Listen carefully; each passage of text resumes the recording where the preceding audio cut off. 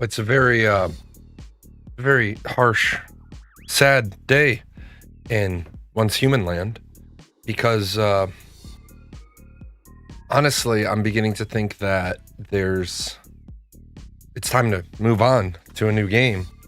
Kind of sucks because I really do enjoy the game, but due to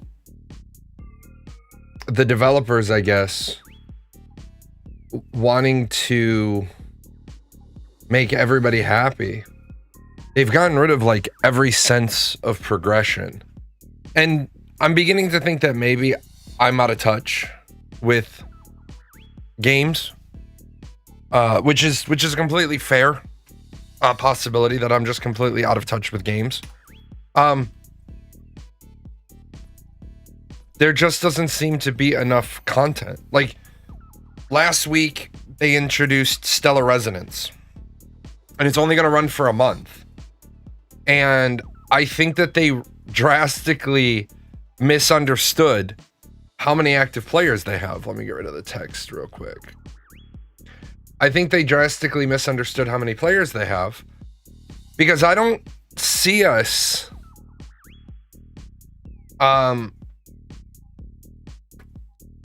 finishing all 4 stages. This is kind of like multiple video games are having this problem right now.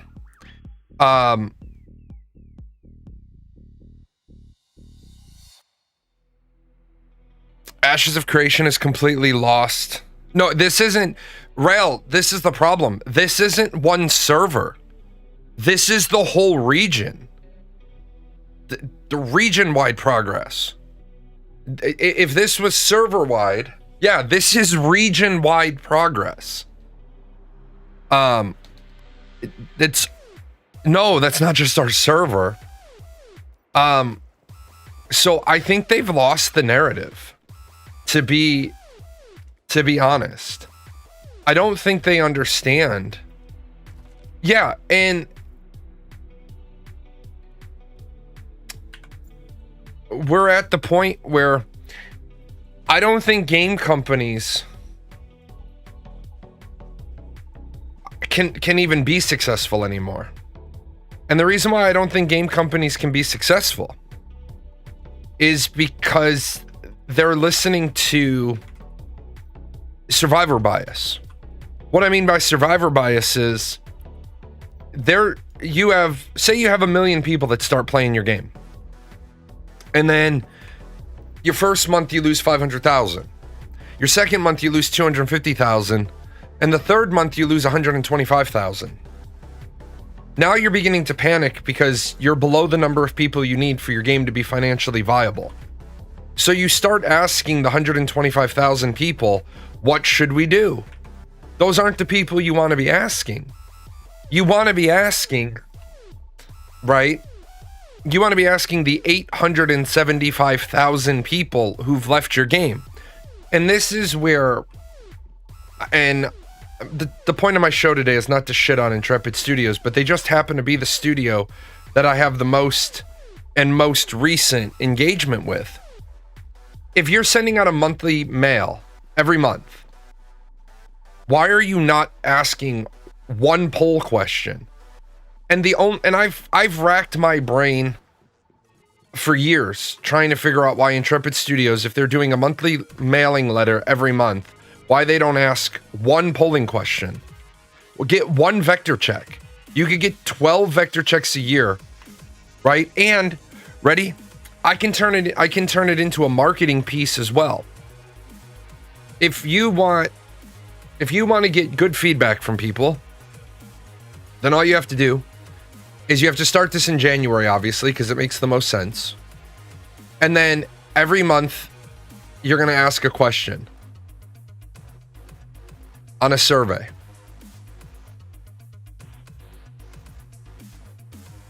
And then if you want to make sure that you're getting responses, this, reward, this, reward, this, reward.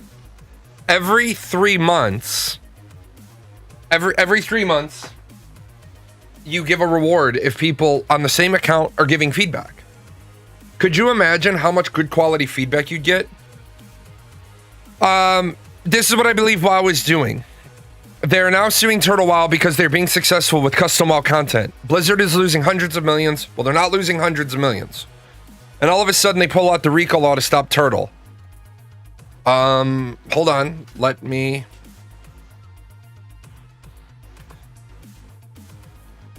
You've hit me with something that I don't have.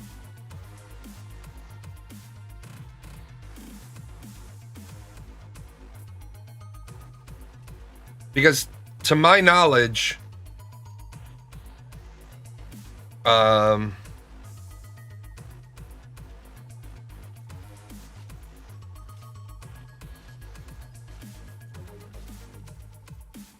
okay, so let me break that down. No, I wasn't aware of that particular piece. I've got piles of research on different things I'm going to talk about. First of all, I think it's really stupid that Blizzard is using RICO. The other problem is this. I am not defending Disney, Blizzard, any of these big companies. I'm defending myself because I deal in copyright property. I deal with my entire record label is a never-ending fucking problem. RICO is an organized crime statute where, without spending the next 5 weeks explaining RICO, basically, if you can put people up under RICO, it means every crime you committed, I get charged with. Every crime I committed, you get charged with. What it does is it facilitates more than just individual defendants. It establishes a criminal conspiracy, and that way every person gets charged with every offense. It's bullshit desperation, but I understand why Blizzard might feel they need to go that route. And what we need to go with is intellectual property law in the United States is a giant pain in the ass. Intellectual property is one of the most outdated sets of laws on the books. First of all, when I die, my work automatically enters the public domain 70 or 75 years after I die. But because all of the copyright from all of my music is held by the company, it's 90 years, not 70 years. Why are there two? It makes no fucking sense. Second of all, why does the Department of Homeland Security oversee intellectual property crime? Don't you think, like, maybe, just maybe, we have other organizations that might have some lesser responsibilities and they could oversee intellectual property crime? Third of all, we need to get rid of this idea that because you didn't sue that guy for violating your copyright, you now can't sue me. That's where a lot of our shit comes into play. Look, I'm not suing those people over there, but I am suing you because fuck you directly. I don't want you to use that property. I don't want you to use that intellectual property. I'm not against Blizzard suing Turtle WoW because at the end of the day, Turtle WoW did not create the WoW IP. Turtle WoW did not create the world, the setting, the classes, the skills, the lore, the story, the bosses, the dungeons. They didn't create any of that. They're literally using somebody else's creation to make money. And I think on a fundamental level, that's bullshit. I don't care if it's the Disney Corporation or the Blizzard Corporation and a big nameless, faceless Arasaka Corpo, or if it's a small nobody creator who writes a story that then gets gobbled up and they can't defend themselves in IP court. People don't give a shit. for me personally, I own PGN Music over there. All the music I put out is DMCA free. It's Creative Commons by attribution, share alike. That is how the music is distributed. CC BY-SA. What that means is you can take my music, you can use it, and you can profit off of it. You can put it on your streams, you can put it on your YouTube videos, but here's the but, it's Creative Commons by attribution. I am fucking tired of having to run around and copyright strike people that use my shit and don't put the credit on it. Because then you're stealing my shit. Because then you're profiting, and I've agreed to allow you to profit in exchange for exposure. What really pisses me off is when somebody stole my entire catalog of music, then uploaded it into the YouTube fucking content library and copyright struck everybody. And I was like, go fuck yours. Like, that was the one time Pirate Software said something that I agree with. The person that did that, they can eat my entire ass. That was such a fucking nightmare to deal with. Because the person's stance was like, and I was like, you know what, man? Fuck you. Fuck all of you. My lawyer had to send them a fucking letter. And what the letter was luckily my lawyer was willing to take this particular one on pro bono. And at the time, my lawyer had to send them a letter that said they were going to be sued for a total of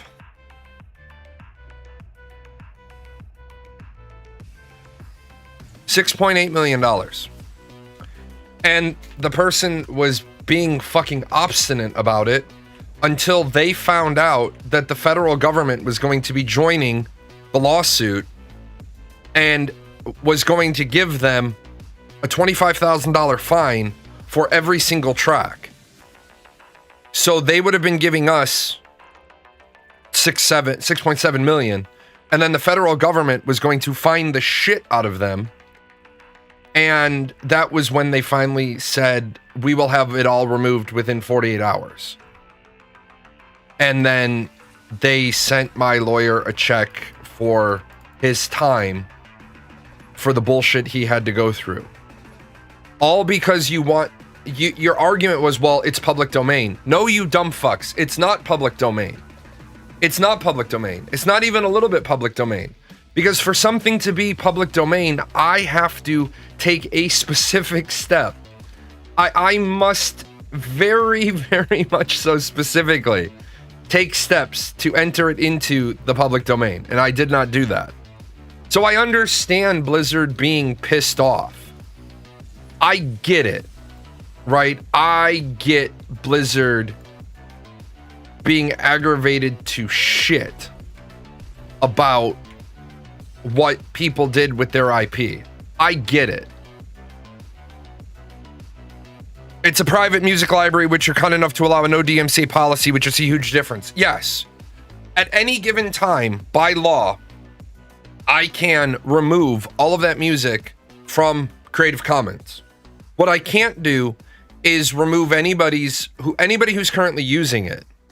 Well, where the rub with that comes in is if you know anything about Creative Commons, the moment you use it, you're supposed to generate a licensing agreement for yourself that would say, on the 6th of September, 2025 at 11:14 Eastern Standard Time, I came across this track, which I have now entered into my Creative Commons by attribution share alike library. You generate that piece of paper, and shit, you can put like multiple songs on it, but you print that, you email it to yourself so there's a time date stamp.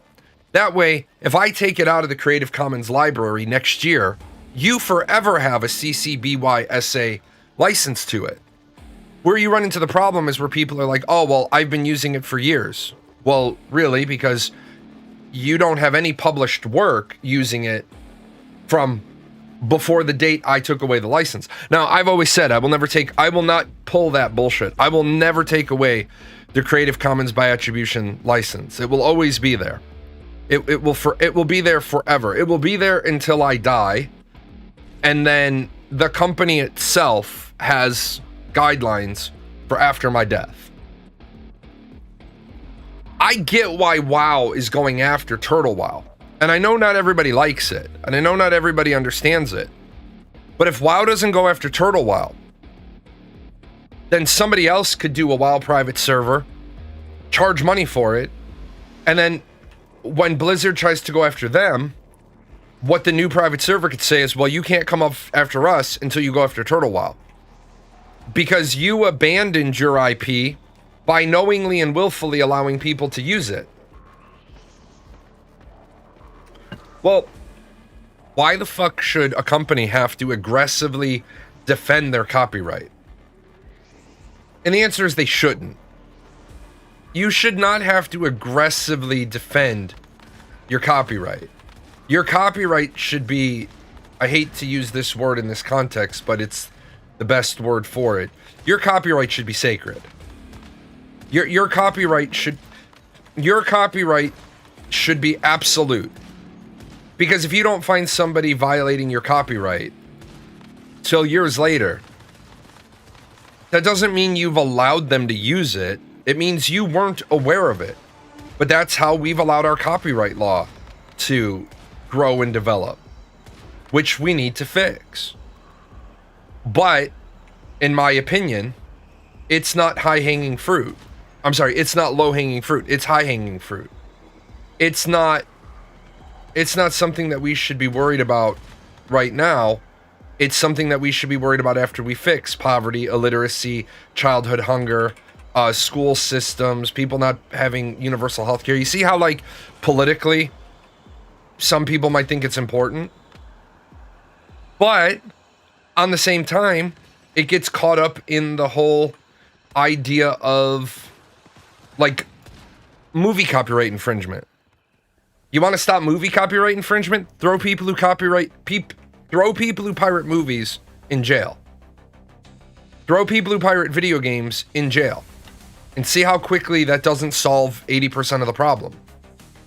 Well, what about the people who... No, if you download it, you would stop downloading pirated shit if you knew you could go to jail for downloading pirated shit.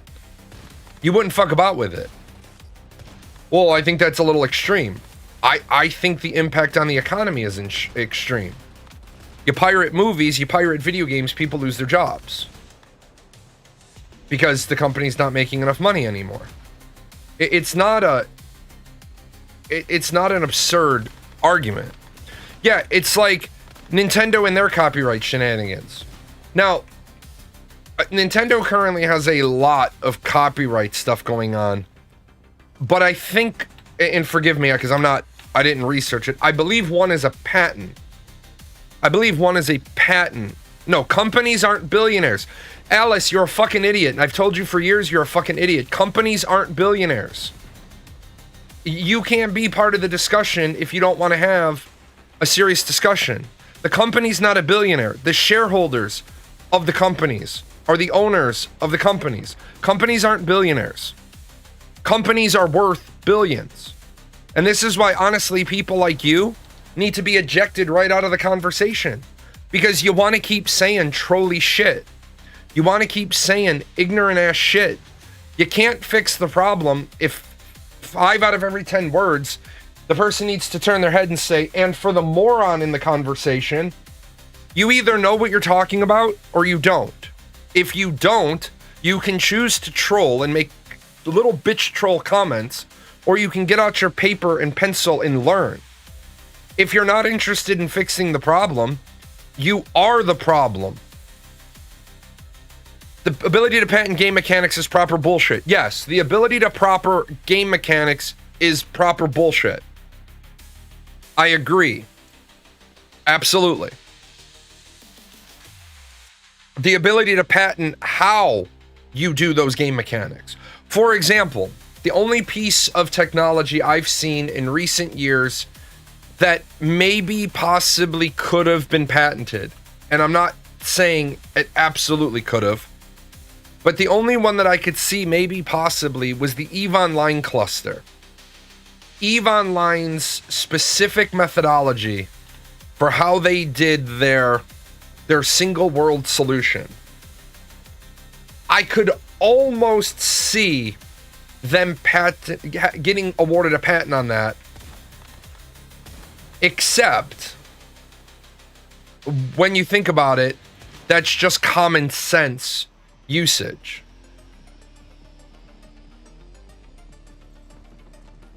Was this name something else? This has always been Once Human. I do understand people's frustration with Blizzard. But it's like the Disney thing. Oh, the channel? Yeah, I used to be Paradox Gaming Network. I changed my name. Did you even... Yes, I saw the Turtle Wow lawsuit. They're even suing the add-on maker because they don't have a choice. They don't have a choice for who they sue because of how the law is written. But the problem is you can't patent code. Because you have patent, you have trademark, you have copyright. You can't patent code. For example, Harry Houdini. Harry Houdini once wanted to patent a magic trick. And unfortunately, when you file a patent, you have to file all of the details. You have to file all the details. So what he said to the USPTO, the US Patent and Trademark Office, he said, how do I protect this trick? And the way you protect the trick is he performed it once to one person, explaining how the trick was done to the one person, and then he copyrights the performance. And that's how he was able to do it. That seems to me like a stupid fucking idea. Like, for example, the Paradox Gaming Network can't be trademarked. It can't be trademarked because the word paradox in video game is more likely rather than less likely going to be associated with Paradox Interactive. So you're telling me that because a game developer, once upon a time in a land far away, created a company, nobody else can ever use the word paradox in relation to anything video game related. To me, that sounds like a really bad fucking way to do your law.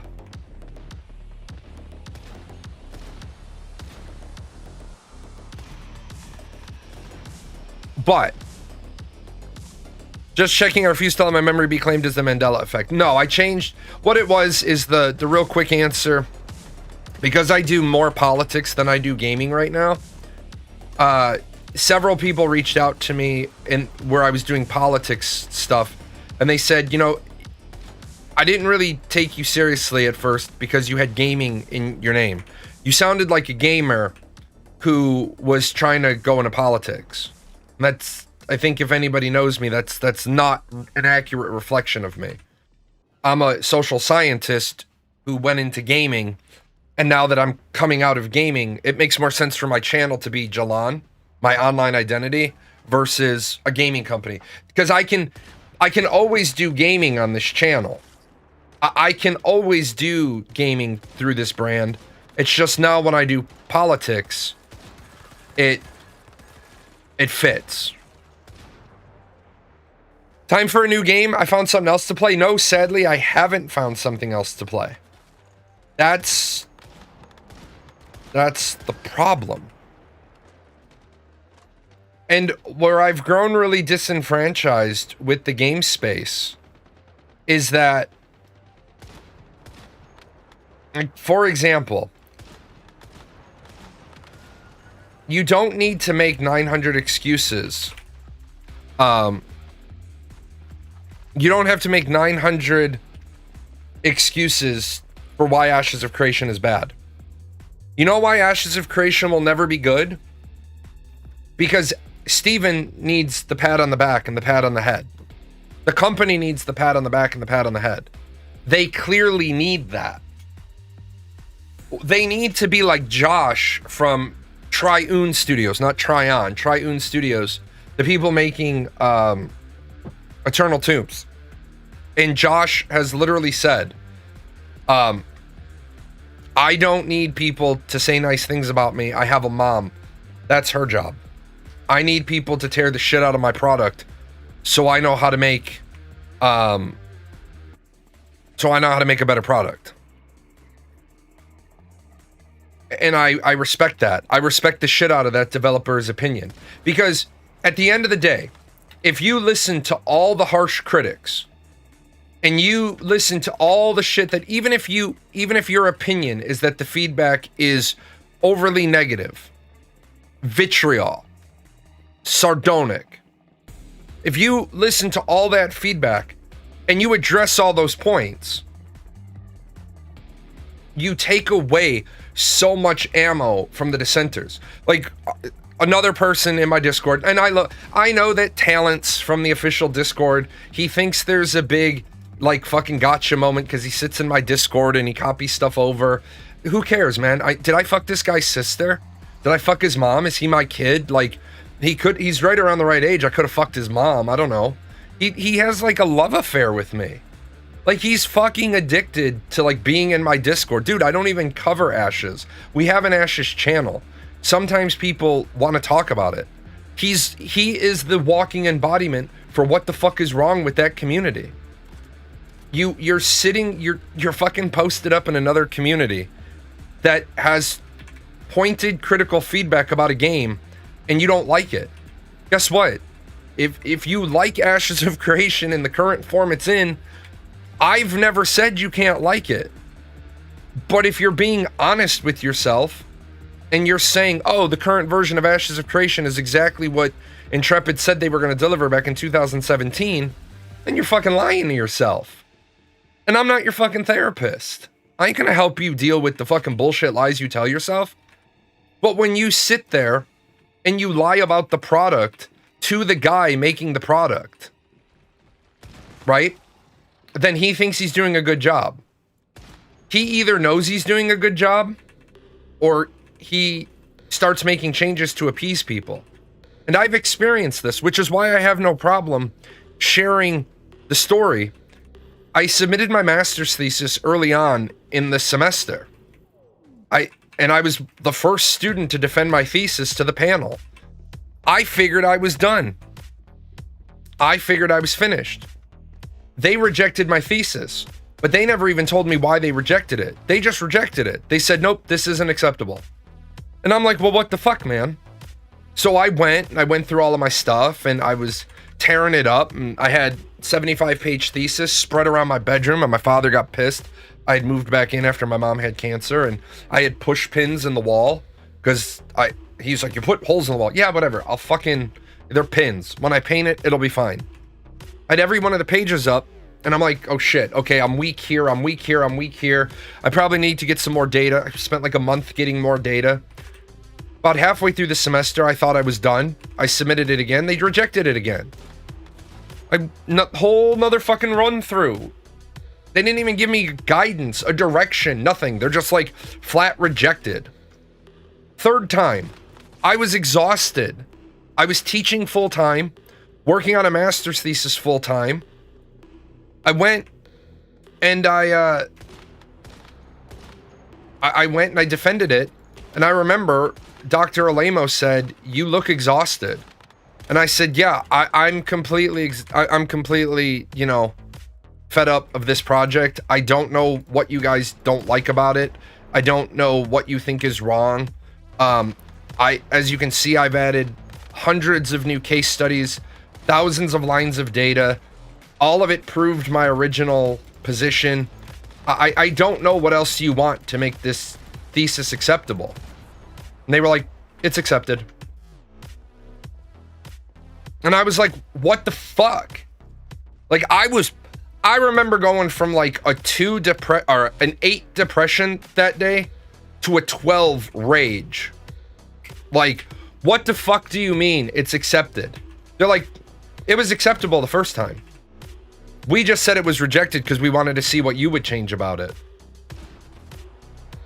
I was pissed. It took me a couple of years to process that nugget. Then what I realized was, if they told me it was rejected, and my first response was to walk away and start making changes, then I didn't think it was good. I didn't think it was ready. If my response, and it wasn't, and this is why college can sometimes be a learning experience. If I had thought it was ready, I would have when they said it's rejected, I would have been like, well, what specifically? Because I feel it's strong. But the fact that I spent 6 months, 5 months making changes to it meant I didn't think it was ready. When I went in and I was fucking just at the end of my rope and I was like, look, it's ready. I can't do any more with it. Oh yeah, it's good. That's where, yeah, that's like a throat punch, but it was a good throat punch. It was a throat punch that came from a place of love. Because as I think about that, the Ashes of Creation fans, or the Star Citizen fans, or the Once Human fans, or the WoW fans, or the whatever, you can say it's good, and you can like it exactly how it is. You can love it exactly how it is. But don't get mad when other people are saying stuff like, I think you could make some changes. I think you could make this better. Listen to their suggestions. Well, I think you're just needlessly shitting on the game. Good is the enemy of best. Best is the enemy of better. Does anybody who's a fan of Ashes of Creation want to roll up in here and try to be of the opinion that Ashes of Creation is launch ready today? I don't think so. Are any of their systems in a design state where they're launch ready today? I don't think so. Shit, and again, it's the survivorship bias. You said that you sold 100,000 Founders Packs. Pirate said is ready this year. Yeah, Pirate also said a lot of things, most of which aren't true. It's not going to be ready this year. In what fucking universe does he even believe the game can be ready? And that's the sort of shit that's so dangerous. Have I played Enshrouded? I have played Enshrouded. I like Enshrouded. I can't play RuneScape because of the server tick. The server tick literally hurts my brain because it's on 0.7 seconds instead of 1 second. Just hurts my brain. Even the developer, I think what the fuck's his name? Andrew Gower. He chimed in a conversation over in the Brighter Shores Discord because that was like my first question. Like, is this game going to be on the same whatever the fuck it is with RuneScape and cause me to have an aneurysm? And then some people were like, no, it's not set like that. Now, Brighter Shores, here's the interesting part. I think everybody would agree Andrew Gower, the creator of RuneScape, and his brother, amazing developers. Then why is Brighter Shores such a fucking flop? The reason why is RuneScape is got 20 years, I think, ish, history behind it. When it came out at the time, it was a good game. Because the technology wasn't, like, when RuneScape came out, the technology was at a point where you were building a game using the technology of the day, and you made a very good product using that technology. I haven't heard, 1,000 hours of RuneScape, but when you tried Brighter Shores, it felt like an inferior game. It's not like it felt like an inferior game. But what I want people to recognize is you have 2025, it came out this year. You have 2025. A couple of years ago, we had graphics on par with Cyberpunk. Now, I'm not saying graphics make a game, but graphics are like the red bow on the model that you somehow managed to get to go home with you. You don't need the red bow on it, but it certainly dresses up the package. A game can be great with shitty graphics. So I only play online games? No, I play a lot of games. I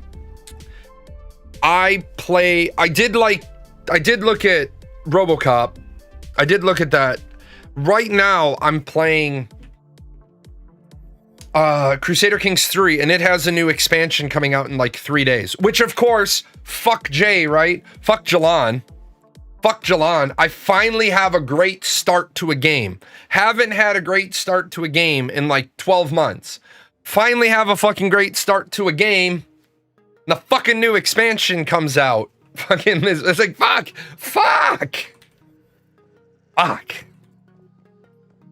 Final Fantasy Tactics is the end of this month, day after my birthday. Woo!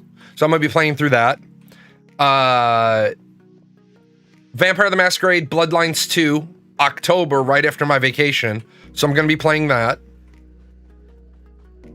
But I do like, and I am getting a little worried about what I'm gonna do. That's kind of why you notice ParadoxGaming.net. ParadoxGaming.net got a complete facelift. Arcade 101 got a complete facelift. They got facelifts because I'm writing more. I'm writing political stuff more. I'm finally finishing the content creator guide. If I don't have a game to play, that's okay. Why am I playing Once Human? Because I'm in their creator program. And right now, the little trickle of money is a little trickle of money. Companies need money to survive. The little trickle of money I get from them, the little trickle of money I get from the gaming YouTube channel, great. I do have a project that I'd like to somehow figure out to get fund. I'd like to write a book on single moms who get abandoned by a father and the shitbag fathers deliberately work jobs for cash, and they send home just enough money that mom can barely raise the kids, but they do so with the threat of, well, if you sue me for child support, I'll just keep working cash jobs. Meanwhile, mom is there trying to pay rent and feed the kids and do everything. And I'd like to collect their stories.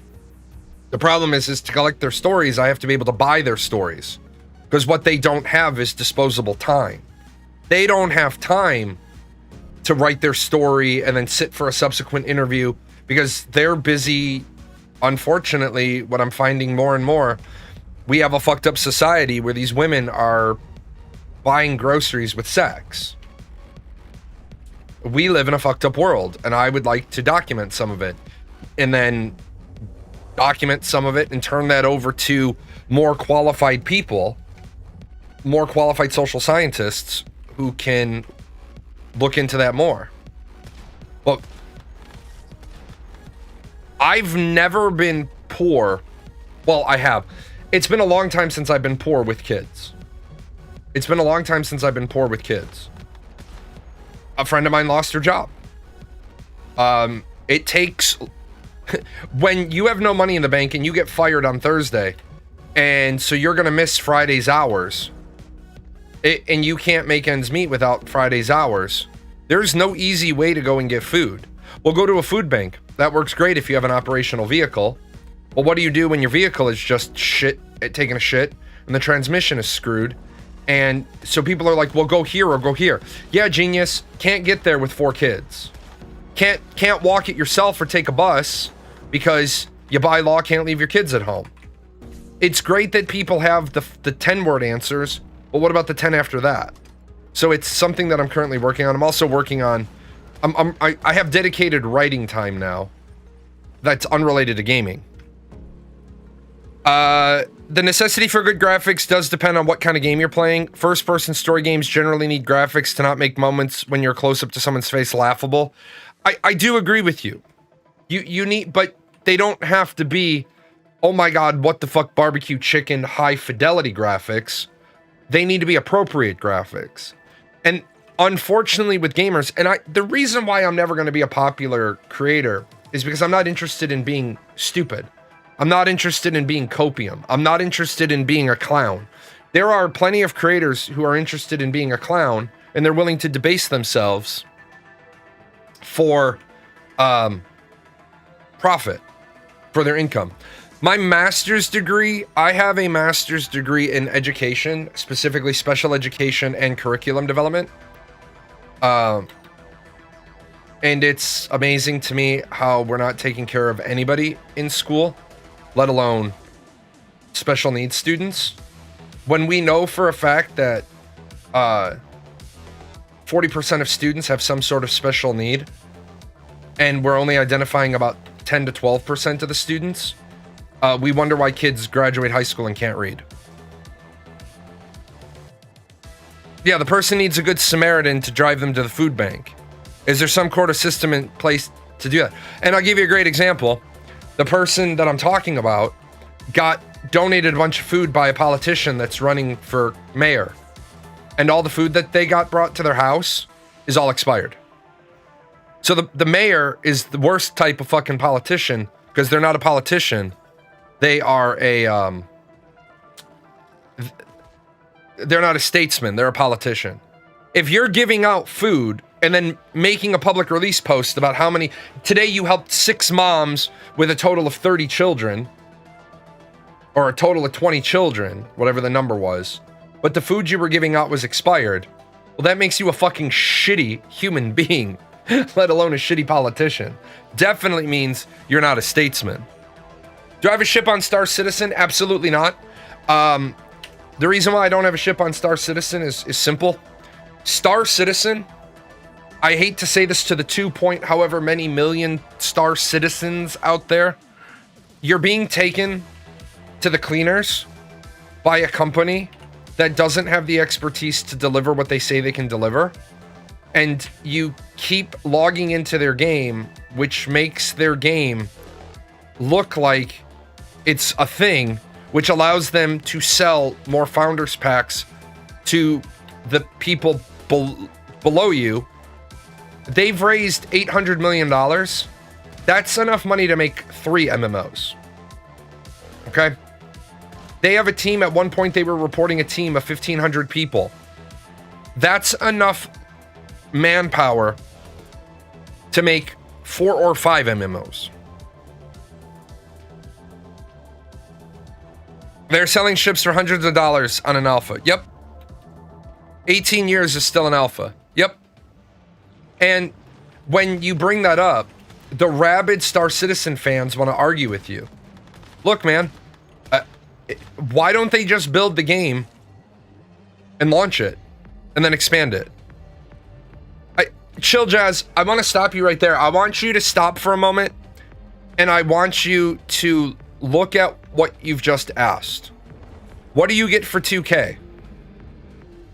If the answer isn't 10 years of subscription time, we have a fucking problem.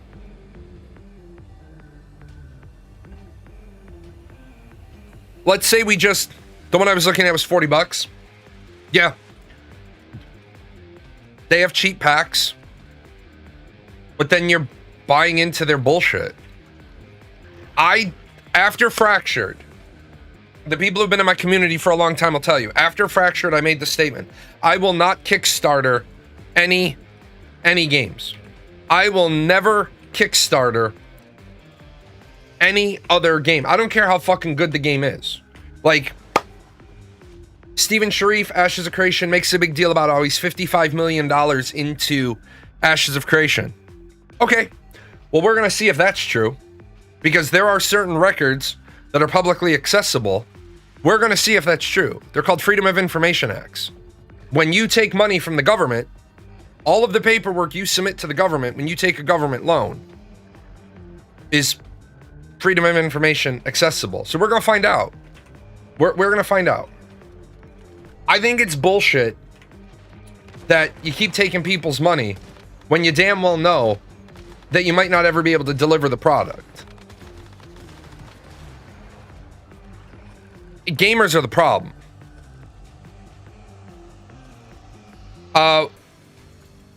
What happens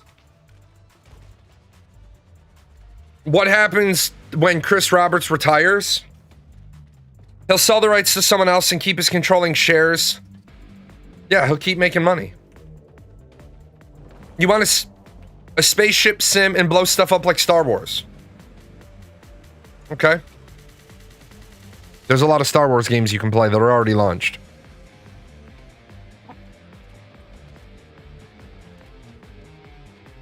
This is where gamers all have to come together and say, you know what? It's your reward. You take the risk. It's your reward. You get all of the reward, so you put all of the money in. I don't give a shit how good of an idea it is. I won't Kickstarter, I won't crowdfund anything else. To be honest, if Star Citizen changed to be a game similar to Starfield, I would be completely happy. Why? Because you could just fucking play Starfield. You see what I'm saying? You already have Starfield. You already have that. You can already play that.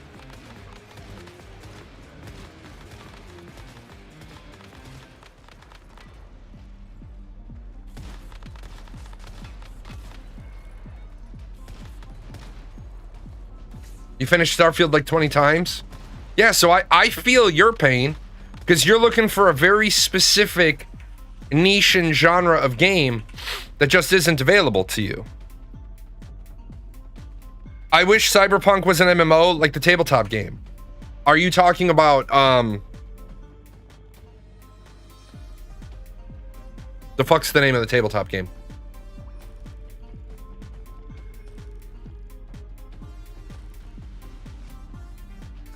For fuck's sake.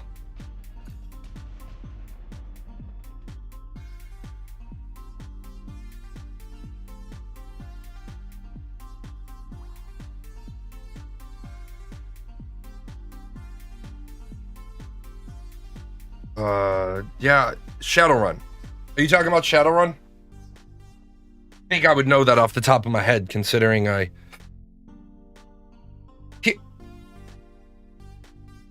know that people, I think what people need to stop saying is stop saying MMO. And I know I'm a nobody creator, but I think what we need to stop saying is MMO. And what we need to start saying is persistent world. Cyberpunk 2 is already well into development. Cyberpunk 2 is already well into development on Unreal Engine 5. They abandoned Red Engine for UE5. Yeah, it's well into development.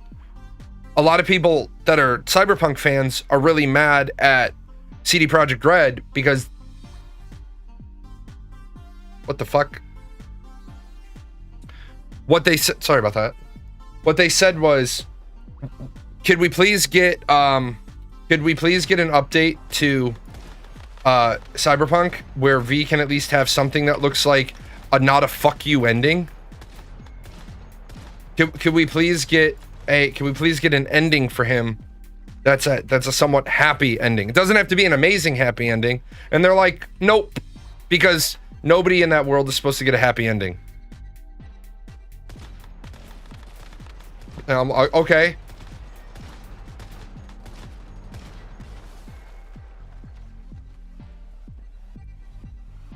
No, none of them are decent. They're all fucking terrible. All the endings are terrible. There is no nice, happy ending.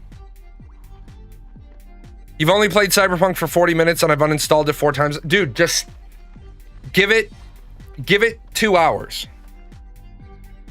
I'll tell you, install Cyberpunk. Ready?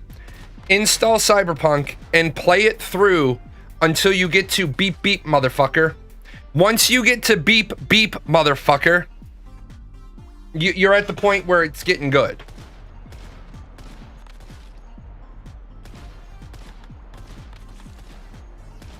Yeah, Liberty City is good. What I didn't like about Liberty City was I didn't like the fact that Liberty City kind of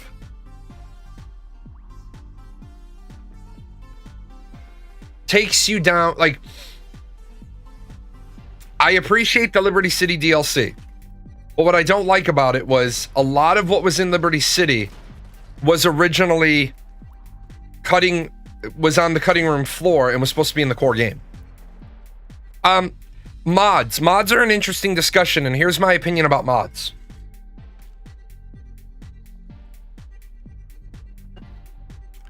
If a game isn't good until it's modded, then it's not a game, it's a development platform.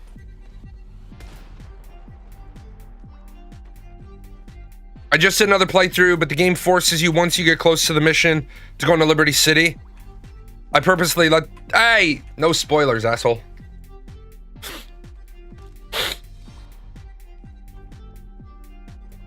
Yeah, the DLC is great.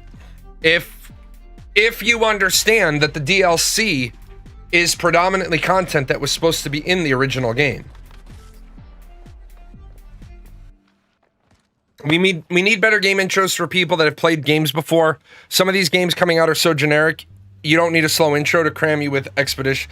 I do agree with you. But you always have to remember, a game has to be a universal experience. We can't say, for people that have played the games before, we have to build games as if everybody is brand new. Because we have to build the game so everybody is on equal footing. And if we don't do that, we end up with problems. My big concern with most games is that they have absolute dog water immersion. And I did play, but other people haven't. I played the DLC.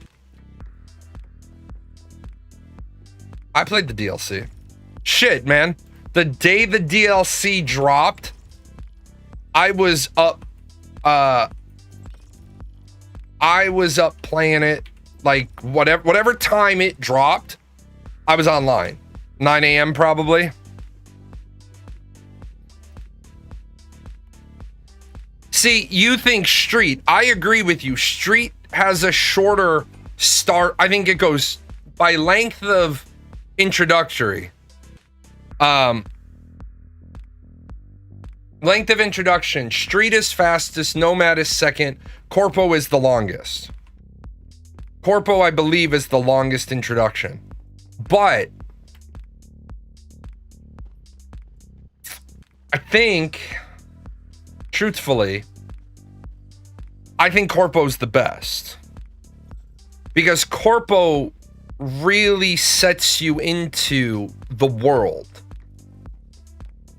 The way it should.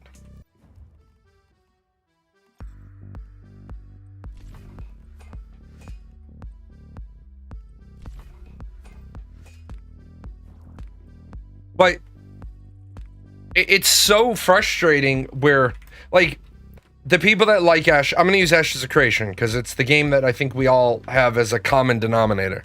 People are like, I'm really impressed with Ashes of Creation. What about it? I just like it. Are you a person? Are you a developer?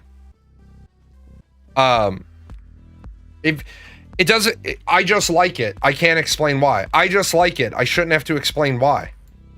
Okay. You just like it. There's nothing wrong with I just like it. I'm never going to tell you that you can't have the opinion that you just like it.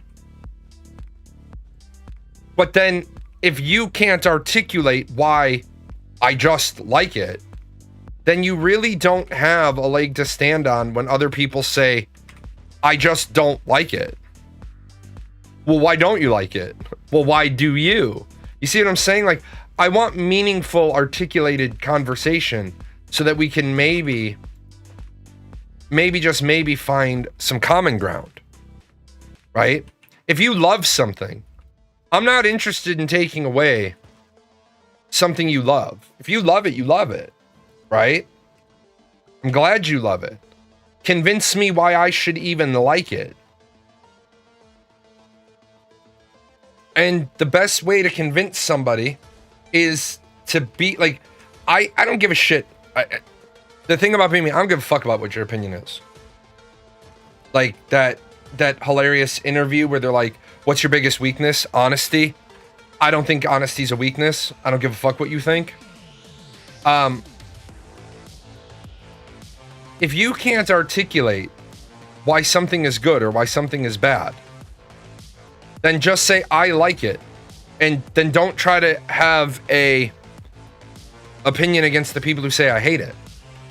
Because just be like, hey, I appreciate your opinion. I hope you can appreciate mine. I just like it. Like people that say I like Ashes of Creation.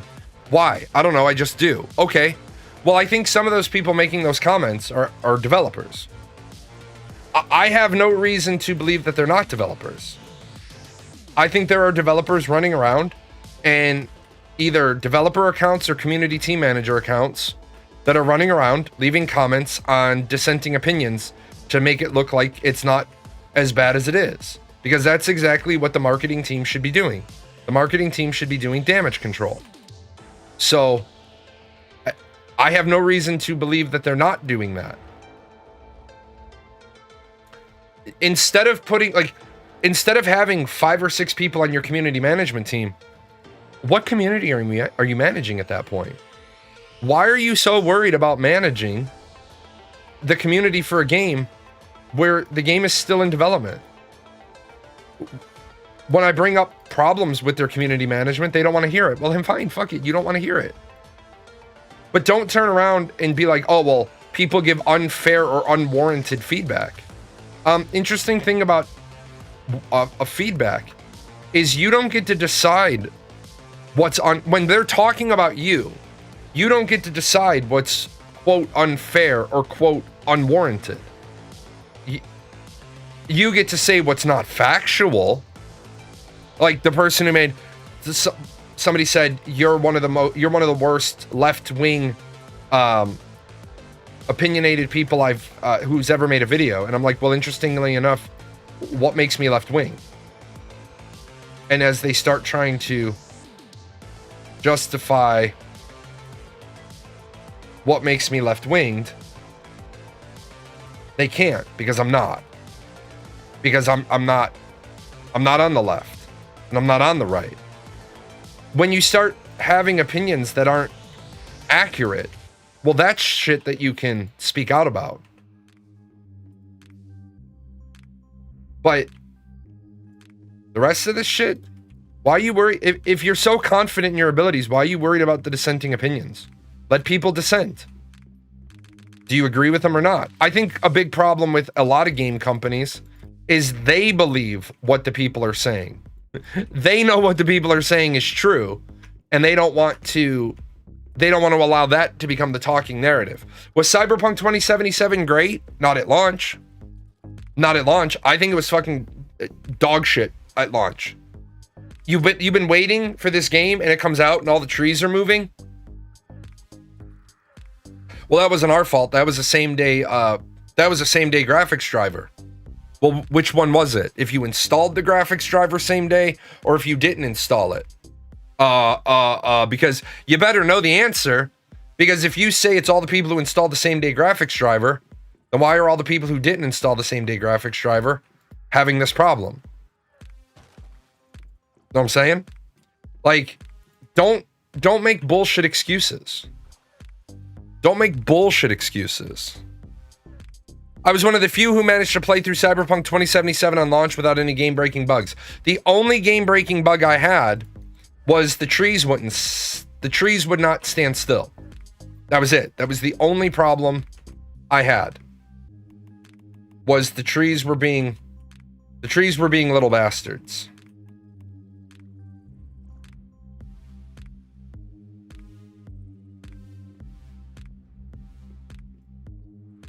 I played day one. I only saw the T-pose a few times on the motorcycle, and that's one quest. I don't think I even saw the T-pose. The only problem I had was, like I said, the trees, every tree was zooming around my screen. And it got fixed when I installed the new driver. I just don't generally install drivers on the first day. I generally just don't do that, because I've had too many problems where I install a same-day driver and then my whole computer gets fucked. I never play games on launch anymore. I'll wait for the next game to be announced, grab it on sale, and get the finished product. Depends on the game. If it's a single-player game, kind of. If it's an open-world, persistent world game, I kind of like to be there on launch. Which is also kind of why I didn't like Dune Awakening. And if Ashes of Creation needs to look at how badly their design decisions are going to turn out, all they need to do is look at Dune Awakening. Well, we're not doing factions. I understand that. But what you're doing is close enough that you should think about your plan. If you allow a group of people to become more powerful right at launch because they take the first castle, or they take the first desert, or they take the first this, or the first that. It's like I say on my Discord. When you divide your world into the haves and have-nots, you better make sure that your systems are designed so that the have-nots don't become play-nots. Because what worked in game design 30 years ago doesn't work anymore. 30 years ago, I think WoW was the 21st large online game. By the time we add in like EverQuest, wherever we place EverQuest 2, where we put Final Fantasy 11, Anarchy Online, by the time you add up all the games, like WoW is like 20 or 21. People went to WoW for a lot of reasons, one of which being the ease of gameplay. WoW streamlined playing MMOs. The trick to that is there weren't 100 options.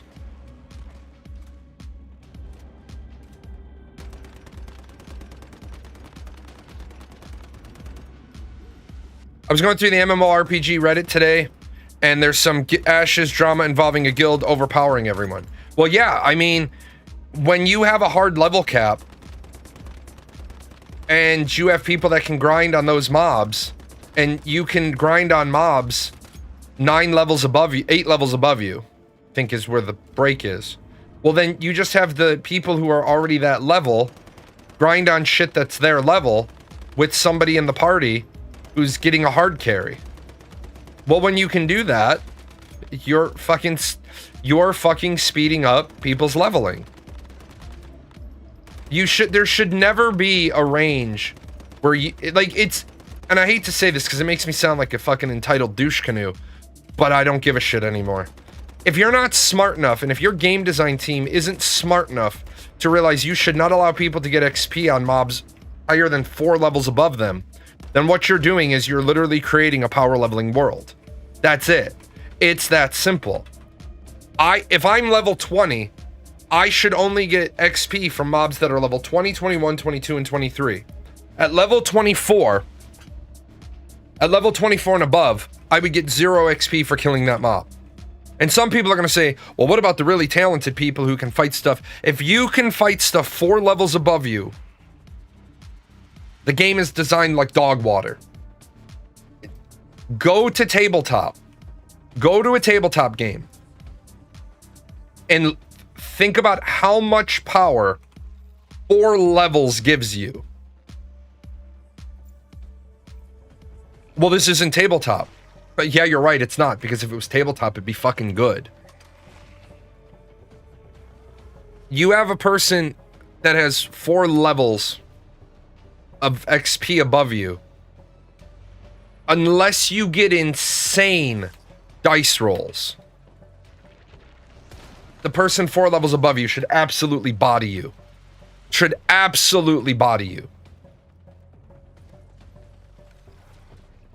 People forget that in an MMO, a boss is generally your level by level, but is 10 or more times more powerful than you as a person, because it's meant for a group. Who are you bodying, Jay? Everybody, all game developers. All game developers, all people who have stupid ass views, who've made the gaming industry shit for years. I want it to be easy. Then go play fucking Hello Kitty Online, Unicorn Adventures. It's 3 nodes over. Yeah, or crazy magical items. Absolutely. There are times and places where a character can kill something much higher level than it. And I'm not saying it never happens. As far as a CK3 Bannerlord style MMORPG, totally would be down on it. If I won that lottery, I would probably reach out to Paradox Interactive and do something like that. I think just the little bit of just a little bit of talking we did on that day, and then I sat when I was in my room with a notebook thinking about some stuff. You could make a fucking amazing CK3 MMORPG. I'd rather chop heads off orcs than humans. Yeah, you can turn around and you take the CK3 Bannerlord Mountain Blade idea. You can put fantasy races in it. You can absolutely put fantasy races in it. It's just you want that territory control. If you took CK3 as an example for the base of a MMORPG or a persistent world, why would anybody ever want to be a knight and not a noble? Well, great question.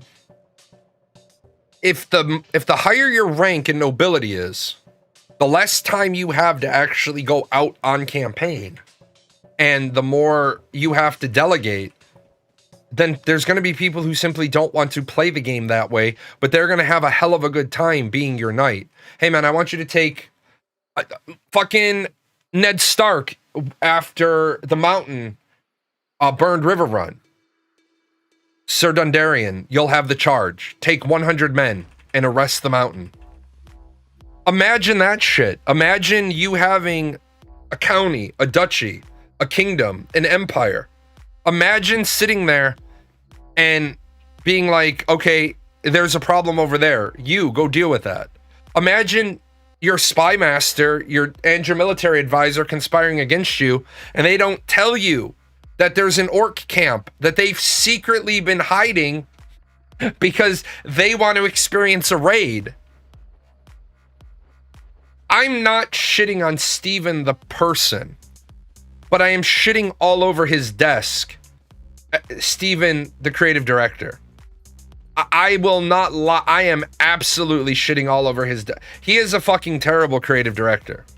He's fucking terrible. And I'm sure he would hear that comment and he would say, well, that's toxic vitriol. Look, man, you can't simultaneously be the CEO of a company when your company is so chicken shit that they don't identify themselves to a court process server. That lets me know you have a cultural problem in your company. Every single person who's ever worked for me has always been told, you are not responsible if paperwork shows up from the courts. You always give them your name. One of the people, the person who signed for the fucking Ashes of Creation paperwork when they got served by Etna, identified themselves as John Doe. Would not identify themselves. They later gave a name, which I won't share. So the fucking court processor had to describe them. A person approximately this age, approximately this tall, approximately this weight with this hair. Dude, that's fucking dog water behavior. That's dog shit. If that's your company culture, that fucking court paperwork tells me everything I need to know about you as a leader. You're the guy working the front desk at the fucking company headquarters. Court processor walks in. Yeah, hi, I'm looking for a Steven Sharif. May I help you? Yeah, I'm here to serve him. He's not available. I'm serving you then. You've been served. Can I get your name? No. Really, asshole? Really? When you turn around then and have your lawyer file paperwork that says, we find all of Etna's claims to be completely baseless, then why did you instruct why is your front desk person instructed to obstruct the process server? Literally just give them your fucking name. Yeah, hi, I'm Jalan. Yep, my last name is, I'm Jalan Barks. That's my name. Yeah, it's my legal name. Yeah, I'll sign. It's like, what are you, a fucking coward? You a chicken shit? Yeah, are you afraid of the process paperwork? Are you afraid that because they served you, you're gonna lose your company? They're suing you for $86,000. Pay your fucking bills. Well, we categorically reject that we owe them money. Do you categorically continue to reject that you owe the state another $15,000 in back taxes? Or do you reject that it was a clerical error? Or do you reject that GigaBear took your fucking company name? It's like, stop bullshitting. I dream of making a $600 million MMO, but I don't dream of trying to get that money back from it. Well, then let me stop you right there. Let me stop you. You have the way wrong fucking mentality. If you're going to put 600 million into an MMO and it can't make back 600 million, stop developing. It's dog water. It's dog shit. But you haven't even seen my thing. I don't have to. I'm basing it off of your confidence. I'm basing it off of your confidence. It's not a fucking commercial product. It's a passion project. Passion project is not a defining characteristic of the quality. If your passion project has a built-in cap on how much quality there'll be, then you already know it's dog water.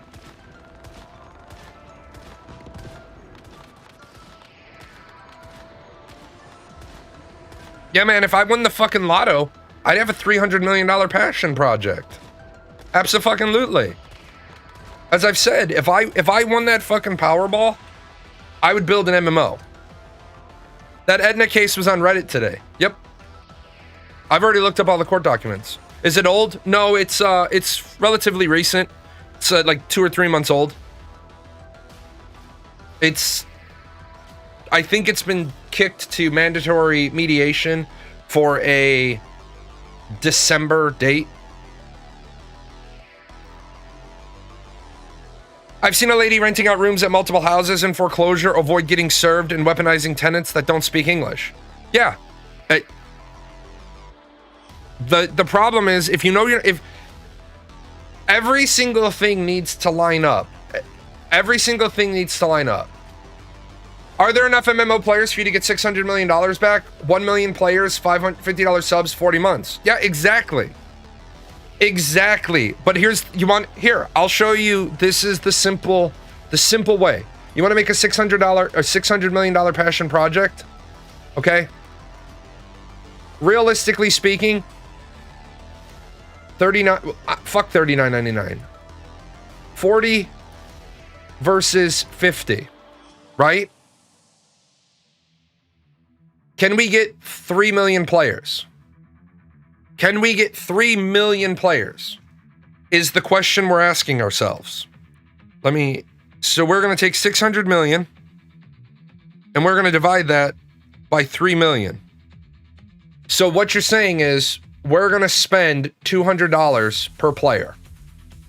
The amount of time, effort, energy, resources, all those things we're putting in, we're going to spend $200 per player. Shit, we better get 3 million. If we spend $600 million, we better fucking get 3 million. We better fucking get that. We better fucking get 3 million players. Because if we can't get 3 million players, why the fuck did we spend that? So if you do 3 million players, right? You do 3 million players, and let's say we want to be cool about it. So we're going to do a $40 box price.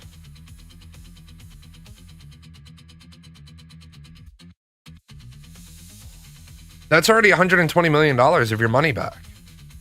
Minus whatever you have to pay for your market. So now you're not talking about 1 million players for 40 months, right? Now you take 600 million minus 120. Now you got to get 480 million back. You divide that by 15. Now you got to get 32 million player months. Well, if I can get 3 million people, right? I should be able to offset my money back in 10.6 months. Right. Yeah, you get 3 million players. But right off of the bat, you offer 3, 6, 9, and 12-month subscriptions. Do I think Intrepid could run out of money before launch? Intrepid is out of money. Intrepid still owes the state of California $15,000 in back taxes. Intrepid Studios owes Aetna Insurance $81,000. I don't know about everybody else, and I've once asked Steven about this, and Steven's opinion and my opinion on how to run a business are two totally different ways on how you run a business. I don't like having to pay fucking lawyers to fucking go to court for me when I owe back taxes. I instead just pay my taxes when they're due. I have to pay my taxes every quarter, PGN has to pay taxes every quarter. We don't make a lot of money. We don't pay a lot of taxes. I still pay them. I still pay my taxes. People are like, well, you don't understand. What the fuck don't I understand? Just because I haven't given everybody my whole fucking running resume, I give people my resume running back to about age 22. I specifically don't talk about 16 to 20. It's nobody's fucking business. I owned businesses my whole adult life. I owned bars. I owned one restaurant, 3 bars, rental buildings. When people want to say, oh, well, I'm not the asshole who fucking has tax form after tax form after tax form. You want to defend a guy who doesn't pay us taxes? Go ahead and do that. Intrepid said we don't have investors. That turned out to be a lie. Intrepid has loans from banks, the Yaya Investment Trust, an individual. They have a small business administration loan. Well, it came to a head. If you're going to once again say to me, the feedback that people give to Intrepid Studios is harassment, while you can't be bothered to search your Discord and remove the death threat against me, then fuck you. Like, if you message me out of the blue and we have a conversation and you fucking blow me off, well, I guess that was you weren't happy that I weren't making content about you, and you knew exactly what type of content I was going to make. So fuck them. I think they're out of money. I think they're over leveraged. I don't believe they have 250 people employed by Intrepid Studios working on the project. I believe that when I pittered off and fucked off, they went back to growing their number with bullshit numbers. So that's why in the video today, or the video I put out this week, it says, since Intrepid wants to answer, they want people to ask questions that are engaging. Why didn't you tell people when you migrated to Unreal Engine 5 you hit the reset button? That's a question. I'm asking you to engage. Do I care that the individual who made the comment may have broken their NDA? Not in the fucking slightest. Am I worried that I took that comment and made a video about it? No, not in the slightest. Because after seeing how Intrepid Studios made backhanded veiled threats against Narc, I officially formed a media division of my company. So now in order to sue me, you have to go through all the process of going through my freedom of press. I'm a registered press entity. Good luck. Because now you have to prove that I knew what I said was false. Why do you think the video I did was very deliberate? Here's the receipt. This is my question. This is what you said. Here's what you filed. Why don't these numbers add up? This is what you said. Rocco Scandizo was joining the company. Your economy is dog shit. This guy is supposedly the guy that designed your economy. Oh, he didn't join the company, but he was a contractor. He wrote some white papers. Why doesn't he claim? So now you get to answer why he doesn't claim that he ever worked on the project. Do you think Rocco Scandizo, a man with a PhD in economics, had anything to do with Intrepid Studios? I certainly don't. I certainly don't believe that he had anything to do with the project. And yes, Sneckers, what MMO launch gets 3 million players though? Lots of them. Lots of them do. Remember, New World had, within the first year, 4.5 million box sales. People, and I'm not attacking you on this, the average gamer is too dumb to understand the difference between concurrent player base and total player base. The average gamer is too dumb to understand, right? Total box sales versus total players. Well, they only ever had 939,000 people online. That would be concurrent player base. The world is divided into 24 time zones. So when you take the concurrent player base number, the smartest thing to do is take that number, divide it or times it by 3. So if you have 940,000 concurrent players, times that by 3. And the reason why you times it by 3 is you have 3 major time zones around the world. You have Oceania, which has a very large number of players because that also incorporates Southeast Asia.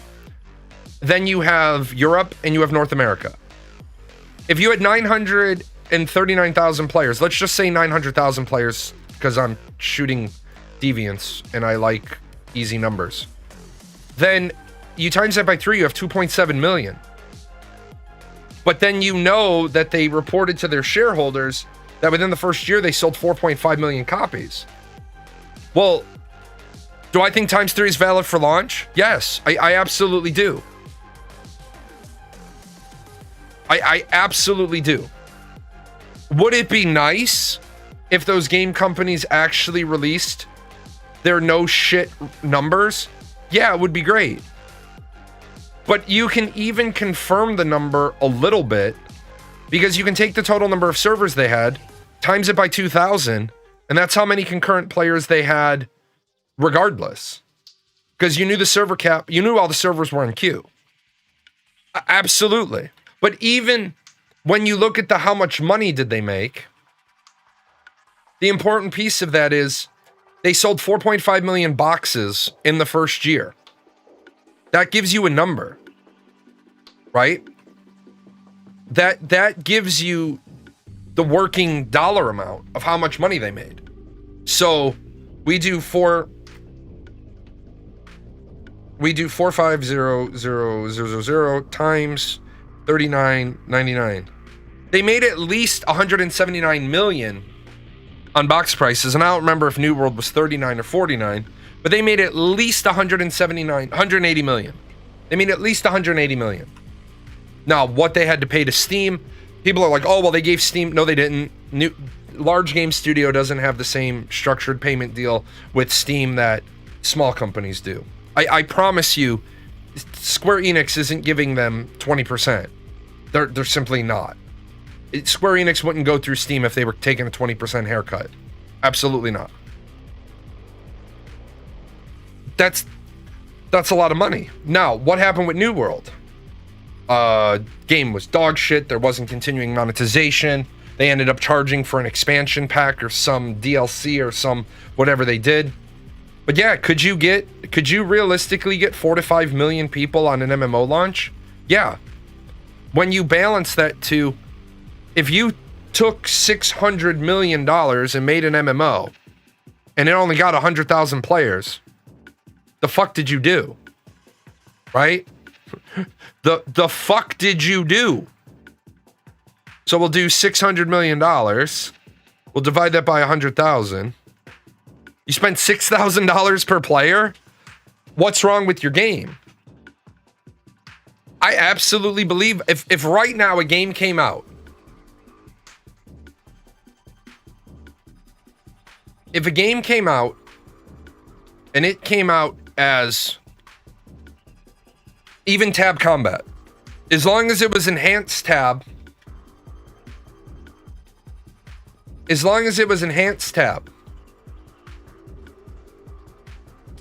I think that you would get 500. I'm sorry. If you made a game for $600 million with enhanced tab, you get 5 million players. You would get 5 million players. As long as the game doesn't have dog water characteristics. As long as the game is quality. Absolutely. You would absolutely get 5 million players. Because the genre is so empty right now. The players are thirsty, man. I think it. Let me look up if I can. Let me see if I can get a number real quick.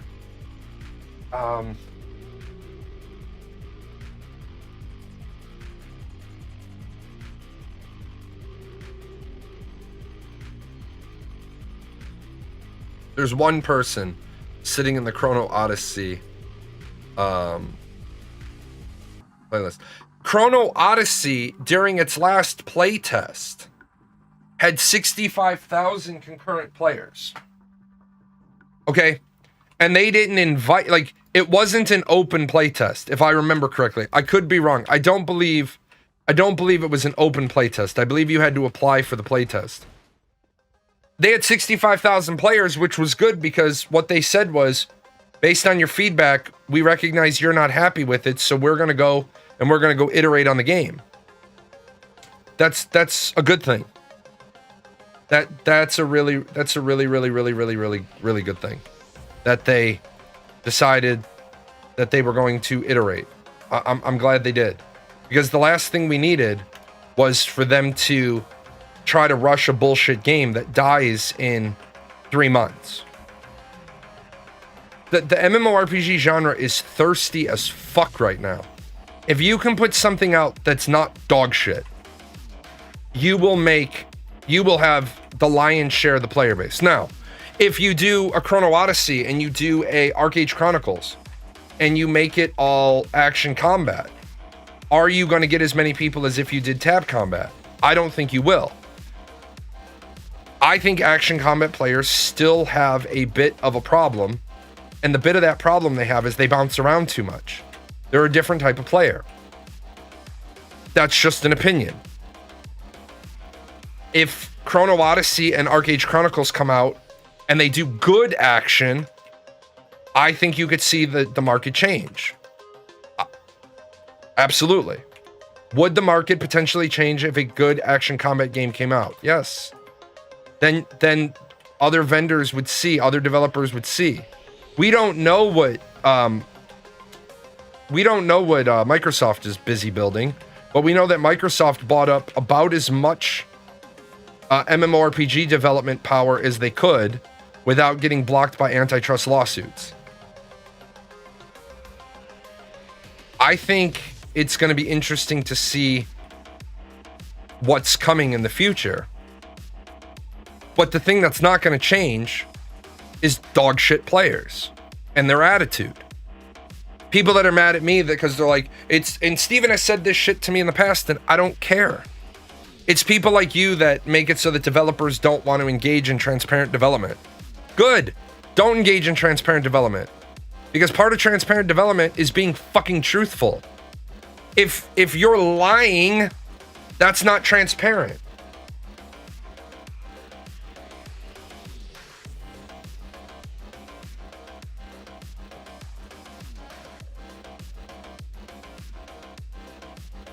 We get the weapon swap combat with 6 buttons these days. Here's why you get weapon swap combat with just 6 buttons. Because that's what people have been telling developers they want. After you do open testing, and this is what survivor bias is. You have 100,000 testers. You get down to 5,000 testers. And you start asking these people what went wrong. They don't know what went wrong because they're still fucking there. They're still there. You got 95,000 people up here who left. They're the only people that can tell you what went wrong. These people can tell you what went right. If you start asking these people what went wrong, they are never going to be able to tell you because they don't fucking know. Because they didn't leave. They stayed. Went to, you guys know, I love Asian food. I'm huge on Asian food. I even made the joke to my little cuz yesterday that I should have been born Japanese for how much sushi I eat.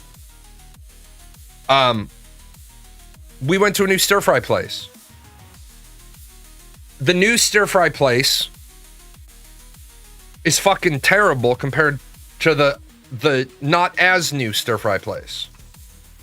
And the reason why is they've decided that they're going to try to be a little bit more bougie, and the serving size is smaller. Well, if I have to choose between a big honking fucking bowl of stir-fry and a nice environment, it's stir-fry, man. I don't know why you're thinking that a stir-fry place is suddenly top of the food chain. I'll take the bigger bowl of food. I'm a fat kid. I just want the good food. I didn't like the rice. And if you don't like rice, your stir fry is gonna be fucked. How do you The other question is, how do you open a second stir fry place when one just opened? Did you not do any market research? You also opened a restaurant in a place that in the last 10 years, there's been 8 restaurants in that place. You didn't do anything to fix the parking problem. It's nice that you remodeled the building a little bit. Fix the problems. New game? No, I think it's time for a new game, though. The problem is there's... at the end of the month is Final Fantasy Tactics, and then in October is Bloodlines 2.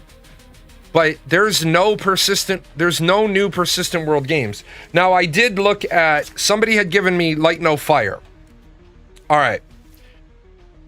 Someone gave me Light No Fire to look at. I know that this is their game, and I know that they love it, and I know it's their jam. There is nothing about Light No Fire that makes me call it not dog water. Because of the history of the developer. Light No Fire basically looks like an a sandbox style Minecraft world builder. That's all it looks like to me. It is possible that where winds meet might be something. It might be something. I'm not saying it is. I'm saying it might be. It might be something. Unfortunately, that's about it.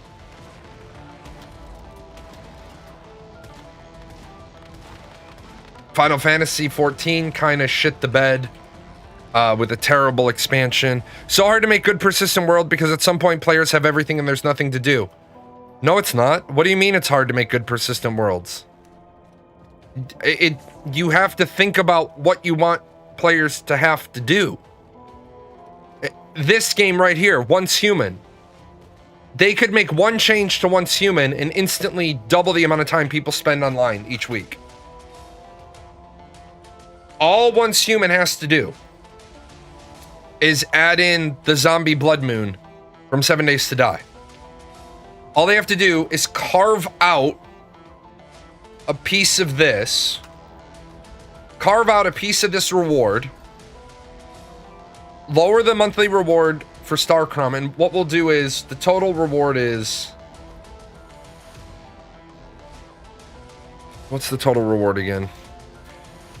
It's 62 times 6 plus 18 plus 12, so 40. What's the total?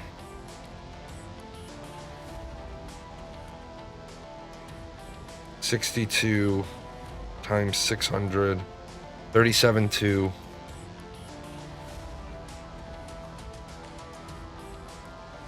So you get about 77,200 Starcrom a month. All they have to do is carve 24,000 of that out of the Stellar Stairway. And then make it so once a week, you have to defend your base. You must defend your base once a week. Put the Stellar Resonator as the dead center of the base. And you must defend your base once a week. If you don't, your base will be attacked in downtime. Your base will be attacked when you aren't online. You must purge. All you have to do is treat it like the thermal tower. You must purge your base once per week.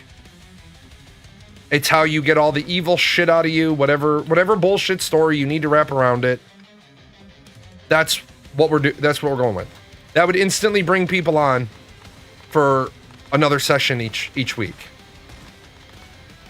As it is right now, you can play this game in less than 2 hours a week. If you can play a game in less than 2 hours a week, it becomes not worth playing. I'm just collecting mods right now. The thing about Persistent Worlds is you're absolutely right. When you have a player that can log in and they already have everything in their chests. So what you need to do is you need to put a strain on that system. Your base should be taking base damage all the time. You should have to log in, and I'm not saying, let me teleport back. I'm not saying that you have to make it fucking bullshit where you have to go along and hammer and make repairs to everything. You don't have to do that. You don't have to make it that like that. But what you could do is your base just takes damage. It takes wear and tear. So you log in and you repair all, and these are the materials you need.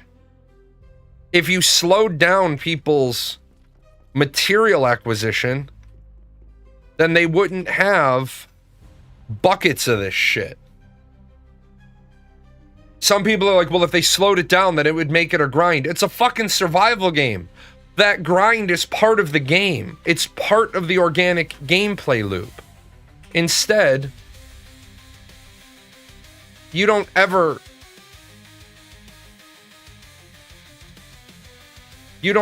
have to do this. You don't ever have to do this piece. Which is a shame because... What the fuck? Did they cap it at 10? These fucking morons. I swear. You used to be able to do all 40 at one time. Now it's capped at 10. You can only place 10 Cortexes at a time. Why? That's so dumb. See, this is what I'm talking about. Players that give feedback, they fucking give terrible feedback. Why would you make it so that people who actually want to do the purification can't just do 40? Time sink to be more annoying. Not a time sink to be more annoying. A time sink to be rewarding. A time sink to create necessity. Some people would say, well, I don't want to do it. I don't want to have that happen if I could potentially lose my base. Okay. Then what if we meet you in the halfway? What if you could designate your base as a functional base or an RP base? Because you want to have a built base. And then your hive could only build functional bases. So everybody bears the responsibility to defend one base once per week. Now, you haven't made anybody unhappy. Oh, limiting to 10 instead of 40? Yeah, that's bullshit time sink for the sake of time sink. Rail and I have been able to duo 40 Cortexes since the first season. So why are you suddenly making it so that we can't? Make sure we're not merging. We shouldn't be. Let me just make sure, because it's Saturday. I want to make sure there's no merge. I should have checked that before I put down those other pumps. But this is where, you know, you can clearly tell that there's a lot of gamers who were never told no by their parents. Because all they do is, it has to be their way. Like, I don't give a shit. If you don't like my ideas, then you don't like my ideas. I'm cool with that. Yeah, time sinks for the sake of time sinks. If you don't like my ideas, I'm cool with that. Tell me why you don't like them. You want everything to be easy. Why? And I'll tell you, you're not going to like the answer. But I'll tell you why you want everything to be easy. Look at this living map. Because your personal life sucks. Your personal, real life sucks. So you don't want to experience adversity and hardship in a video game. There's nothing wrong with that. I get it. Your real life sucks. At the same time, in my opinion, it's just my opinion, and I'm fucking nobody. I think it's more rewarding. I feel like I've actually earned or accomplished something when I accomplish something that's meaningful. When I've accomplished something, like, for example, I know a lot of you, I've shared that in Crusader Kings 3, I've been playing the same game, the same start, the same strategy for years. Because I've never had a playthrough go the way I want it to go through. Some people are like, I would find that boring. Okay, you would find it boring. I happen to not find it boring. I have now found a different way to do it. Because that's what my brain was saying is, you're missing something. There's a more efficient way to do this. Now, that doesn't mean I don't play one-off speed runs of the new content. Because I do. But I've now found a more efficient way to do something. If there was a meaningful MMORPG or persistent world game, I'd be playing that. I personally don't like mindless grind where I'm grinding to a goal, gather 40,000 wood to get this weapon is fine, but killing the same mob 16 hours a day and only getting 3 levels from that like in Ashes is just despair. That right there is such an accurate statement. You've encapsulated multiple points of people's problems. I understand the idea that you'll never be able to develop more content faster than the players can consume it. So you have a quest, and it's a bullshit, go there, get this quest, and then this might have like a 3 off, then you come back here. Like, this guy wants you to go get the Tome of Jalan, and the Disciple of Jalan up here is willing to give you the tome if you help him do these 5 tasks. So you do these 5 tasks, then you get the tome, then you come back here. And then you go out here and it says, keep killing mobs until you get 6 Barks root beers, because we're going to need them in order to get the master to come out of his office. Well, the problem with that quest right there is you're talking about an RNG drop.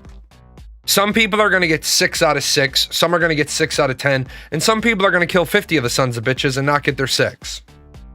This right here is a bad way to do that. A better way to do that would be, we want you to spend approximately 30 minutes grinding. So we want you to kill 100 goblins. Now, how do I make it so that you feel okay with killing 100 goblins? I tell you there's a reason why you're killing 100 goblins. I give you just a little teeny tiny taste of immersion that makes you okay with killing 100 goblins. It doesn't have to be the best story in the world. It just has to be a good enough story that it doesn't feel like bullshit. Now, could I do it where instead of killing 100 goblins, kill 50 goblins, go back? Now, by the way, if you really want to impress him,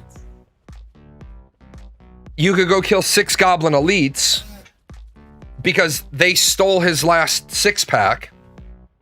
Oh, you know what? You know what would really impress him? If you went and recovered his barrel of root beer. And now, yeah, I get it. You're using a little bit of go hither, come back, go hither, go back. You're using a little bit of the Final Fantasy XIV flaw of pray return to the walking sands instead of the waking sands, because you had to keep walking back and forth.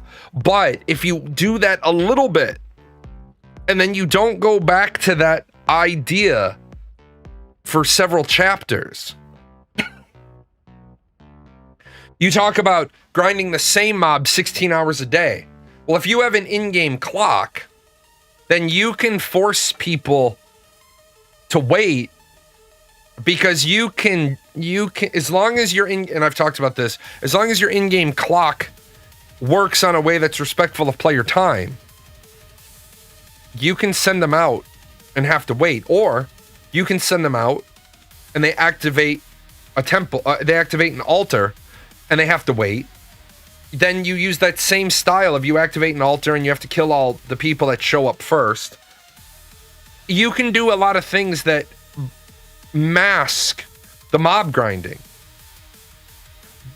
But where I'm specifically critical of Intrepid Studios is how the motherfuck are you 9 years, 8 months, and 5 years into development, and you don't have hundreds of quests designed?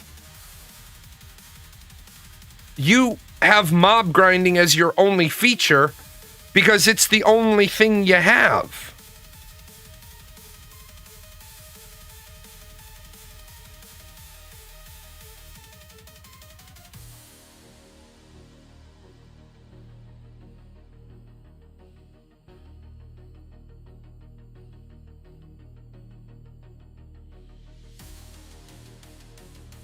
One second.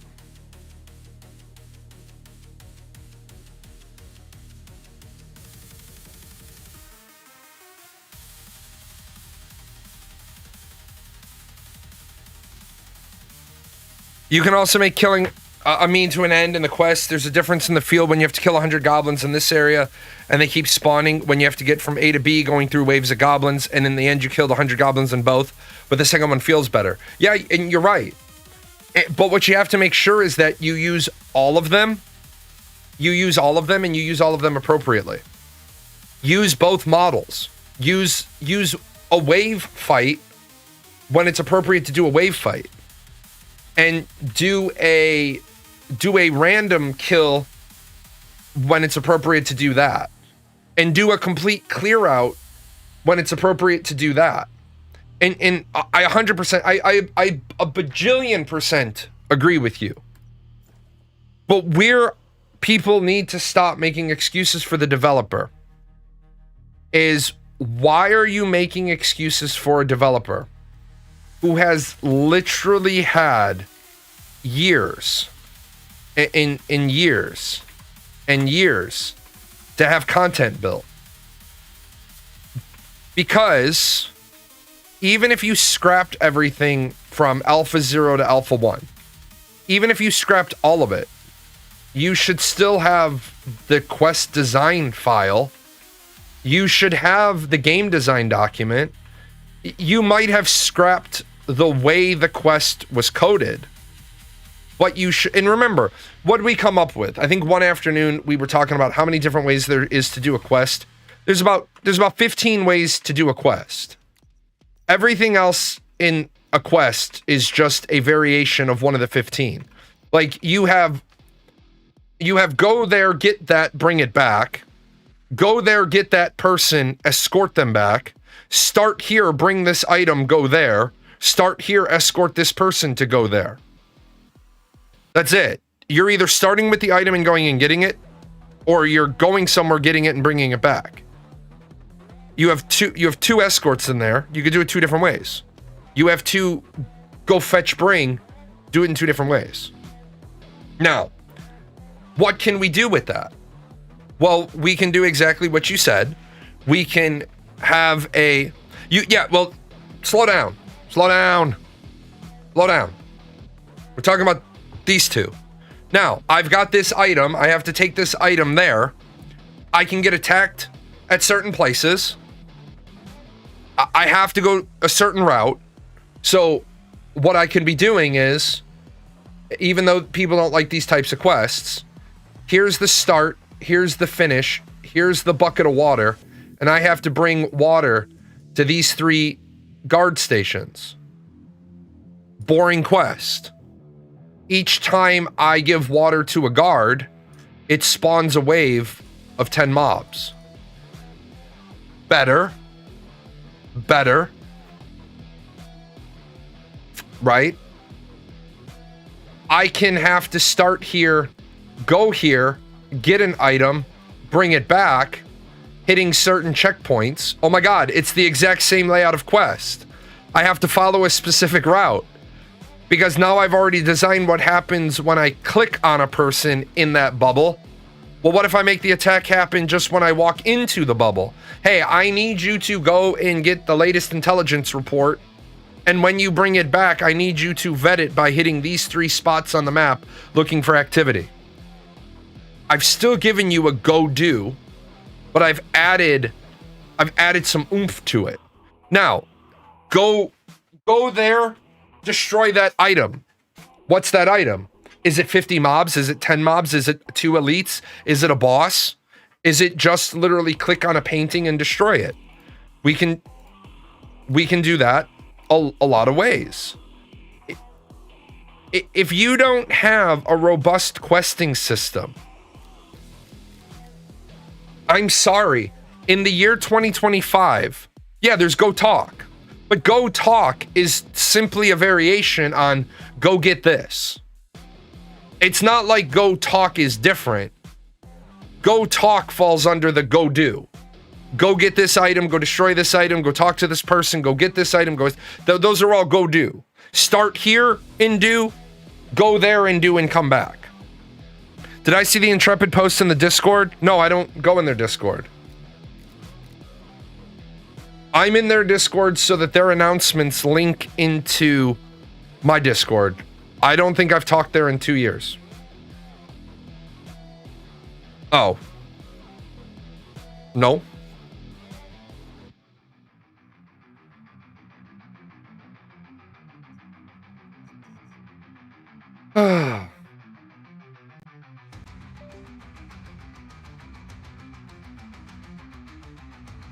I don't have an Intrepid post in my Discord. You're gonna have. Are you talking the two from Steven that Adron posted? It's in the Reddit post in the lobby.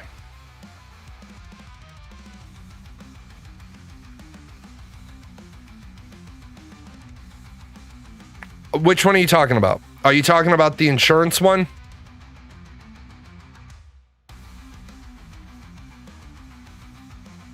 Yeah, I posted that. It's once again, it's more bullshit out of Intrepid. I talked about that a little while ago. I actually dug into the lawsuit. I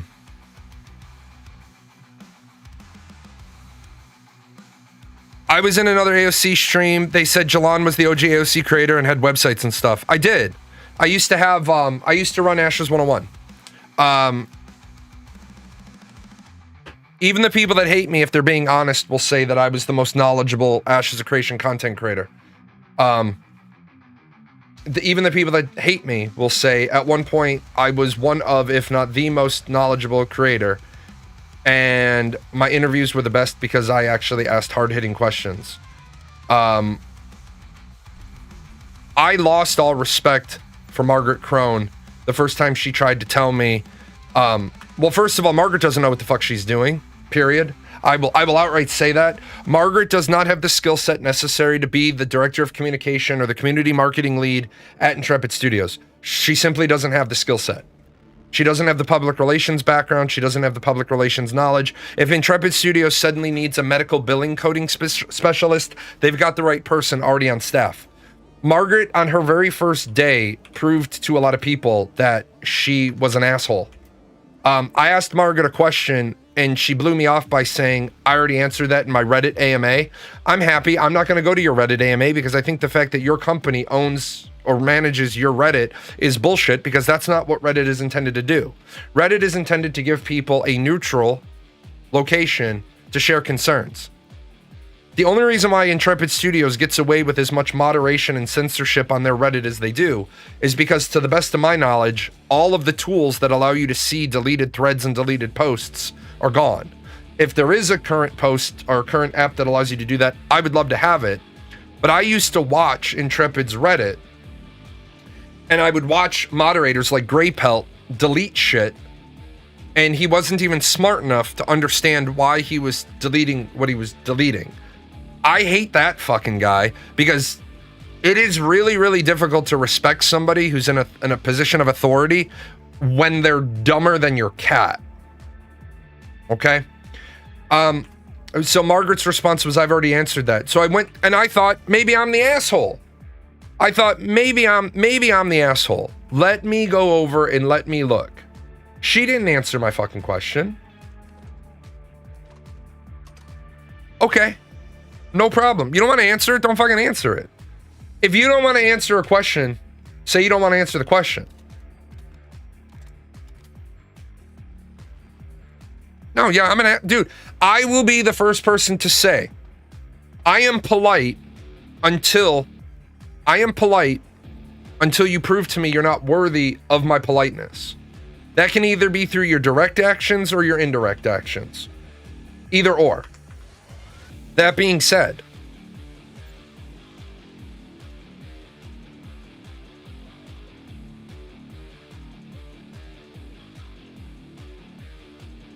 when I ask you a question about a game system and you don't seem to remember the game system at all, if you go back and you remember, I asked Steven about citizenship tickets.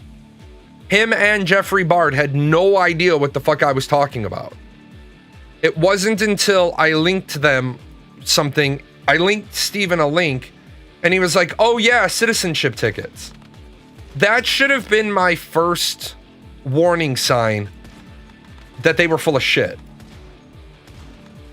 Because if you designed a fucking system on paper, because remember, even though, and game developers have told me this, they don't engage in waterfall development anymore, but they should still go through a lot of the waterfall processes, because you shouldn't start writing code for anything until you know what you're building.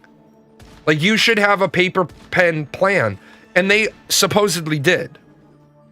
Like these guys, Starry Studios, I'll shit on them too. They clearly don't have a paper pen plan, because they have something, when they launch it, it doesn't work. And then, if you guys have never heard the phrase, a camel is a horse that was designed by committee. When you put something out to the player base, and they start giving you feedback on it, and you're doing group project work always turns out to be dog shit, because it goes in 9 different directions. I didn't have time for that in college. I am really, really, really bad at group work. The reason why I'm really, really, really bad at group work is I would just rather do the whole fucking thing and let everybody else take credit for it. If I were to make an MMO, the first thing I would do is a gray box, small field, and come up with combat there. Only when I get good combat, I would start building the MMO for there. Well, then you've already failed. No offense, but you've already failed. Because the first thing you should do is get a paper and pen and a notebook and sit down with a cup of coffee at a bookstore or a coffee shop and think about what you want. You're going to just jump, and I'm not being a dickhead to you, but I'm being honest. You're going to jump in and start designing before you even, are you designing tab? Are you designing action? Are you designing enhanced tab? Are you designing tab only combat? Or are you going Guild Wars 2 where you have an action camera? See, because if you say I'm going to get into the doing, then you've failed to plan. So you've planned to fail. What are you building? What are you building? What do you want? And then here's where you, okay, I'm going to shock you all. I'm going to build an action combat game. Holy shit, Jay's building an action combat game. I'm going to build an action combat game. What am I going to do about all the tab target players who complain? I'm going to tell them that there's a lot of other tab target games on the market, and I think that the other systems that accompany the game will entice them to play. But if tab target is really their thing, this game isn't for them, and that's okay.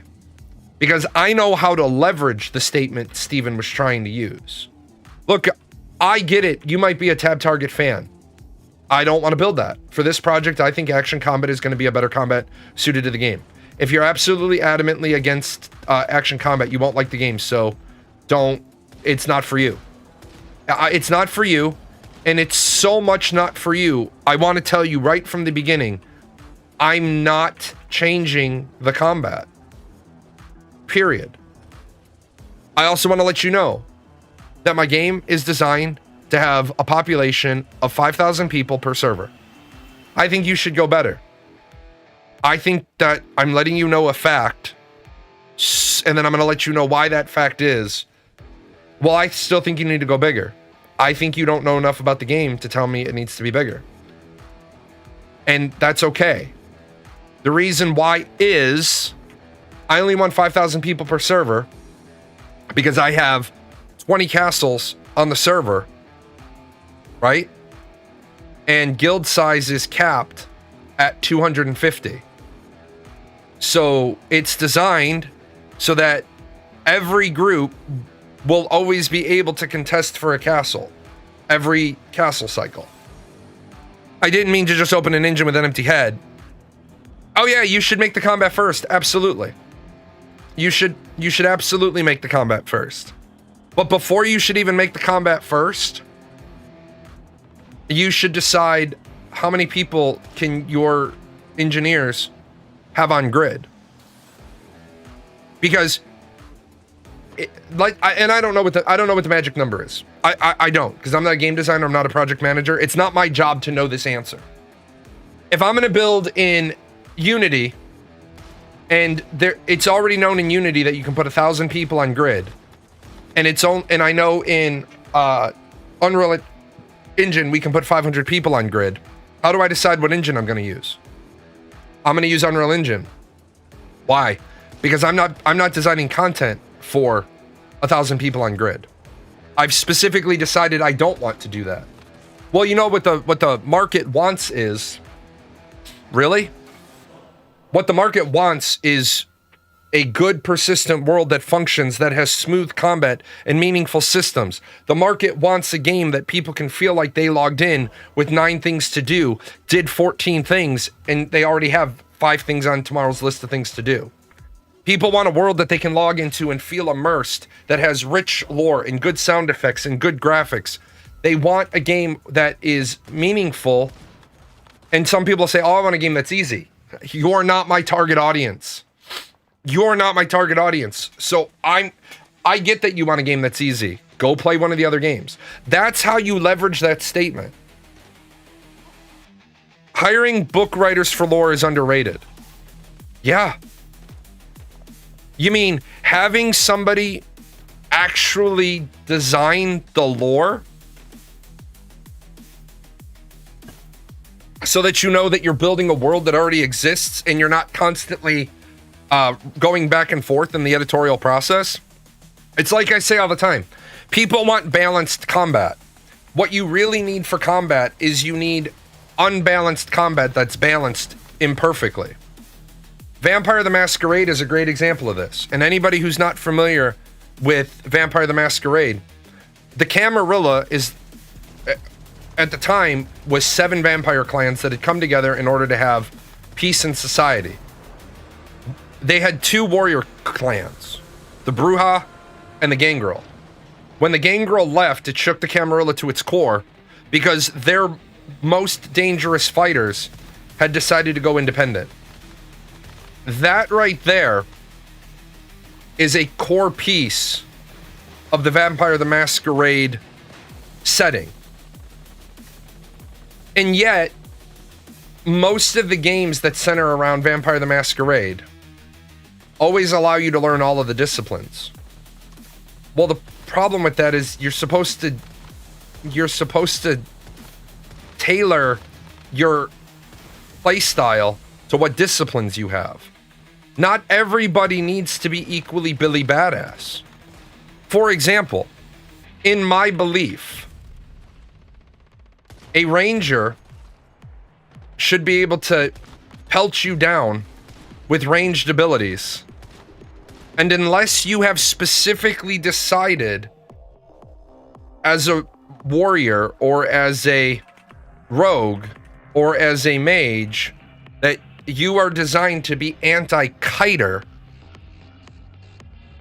a ranger who has decided to be a kiting ranger should wear you down through 1,000 nibbles. Like in Rifts, the tabletop, my favorite tabletop is not Dungeons and Dragons. I actually have that as like 4th down the list. Rifts, Vampire the Masquerade, Shadowrun, and then D&D. One of the greatest things I love about Rifts is how many spells they have.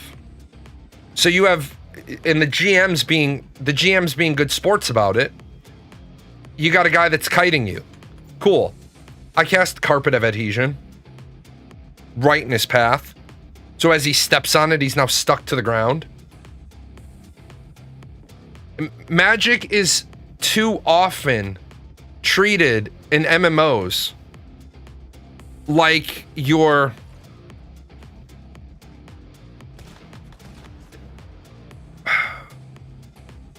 a walking tank.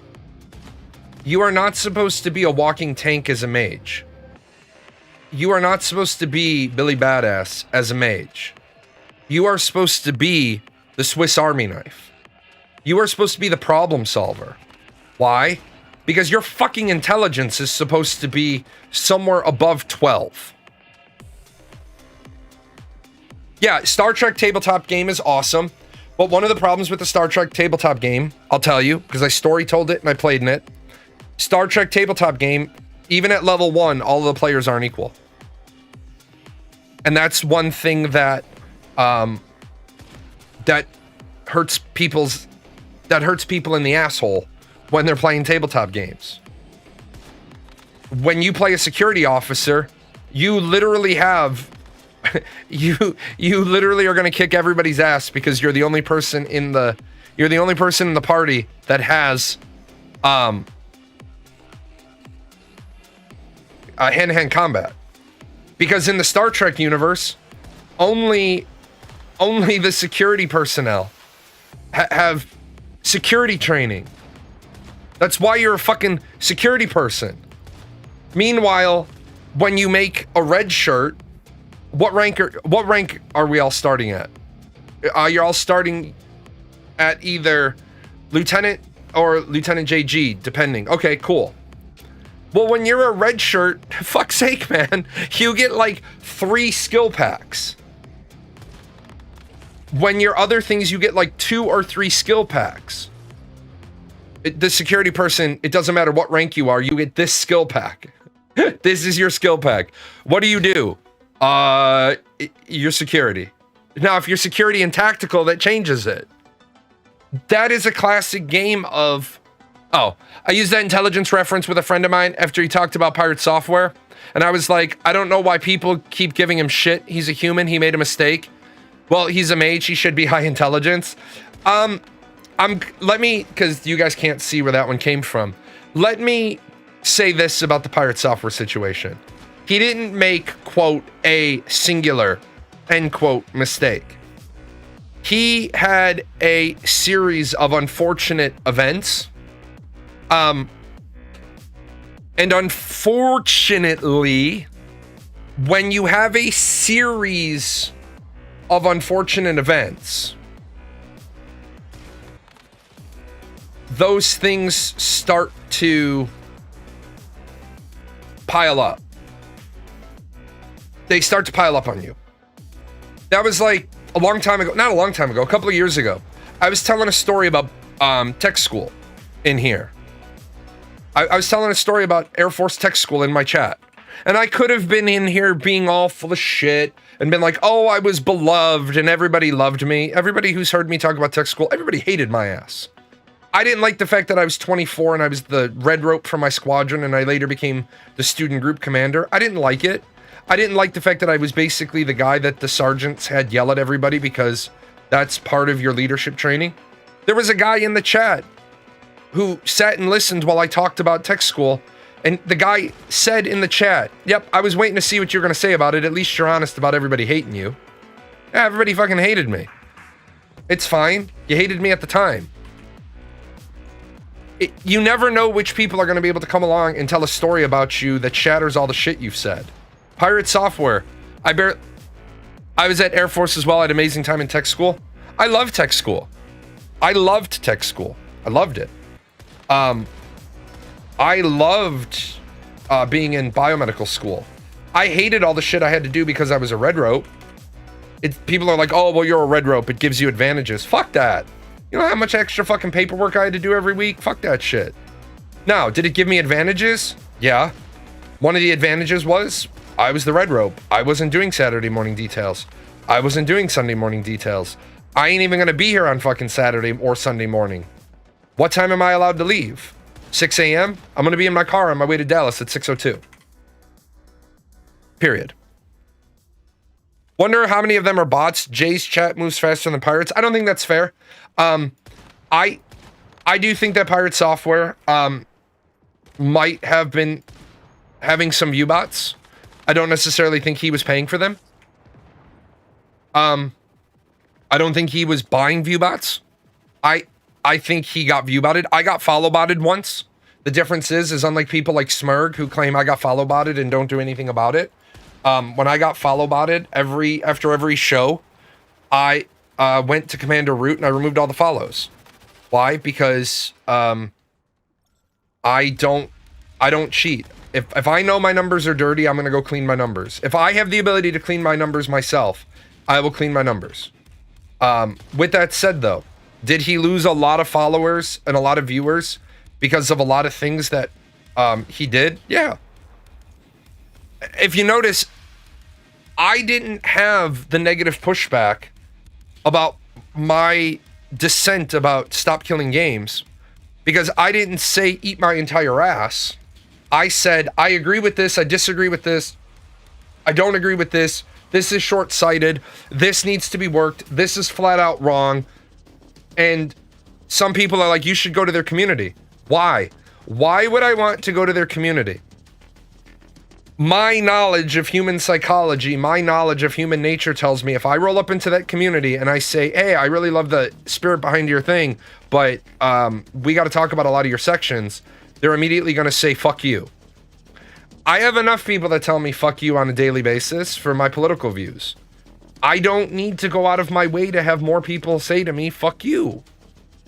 Look, if you think the feedback I'm giving on the Stop Killing Games and how they could have strengthened their position is worthwhile to the creator, then you go to the creator of the movement and you tell the creator of the movement that I'm available for consulting.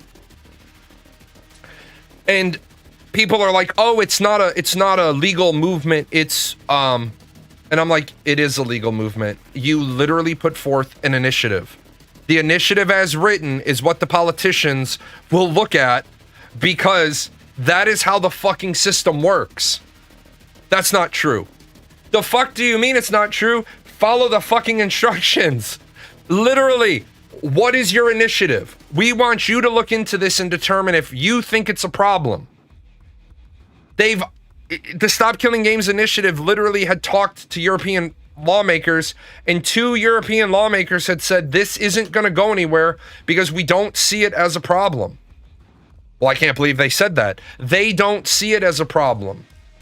And unless you can make them see it as a problem, they're not going to help you. You need to refine this. Why is this a problem? Well, it's because I bought a game that's no longer available. Great, I don't disagree with you. I think it would suck balls if I bought video editing software that was tied to an external server, and when the company decided they weren't going to support it anymore, the video editing software itself stopped working. I think that would suck.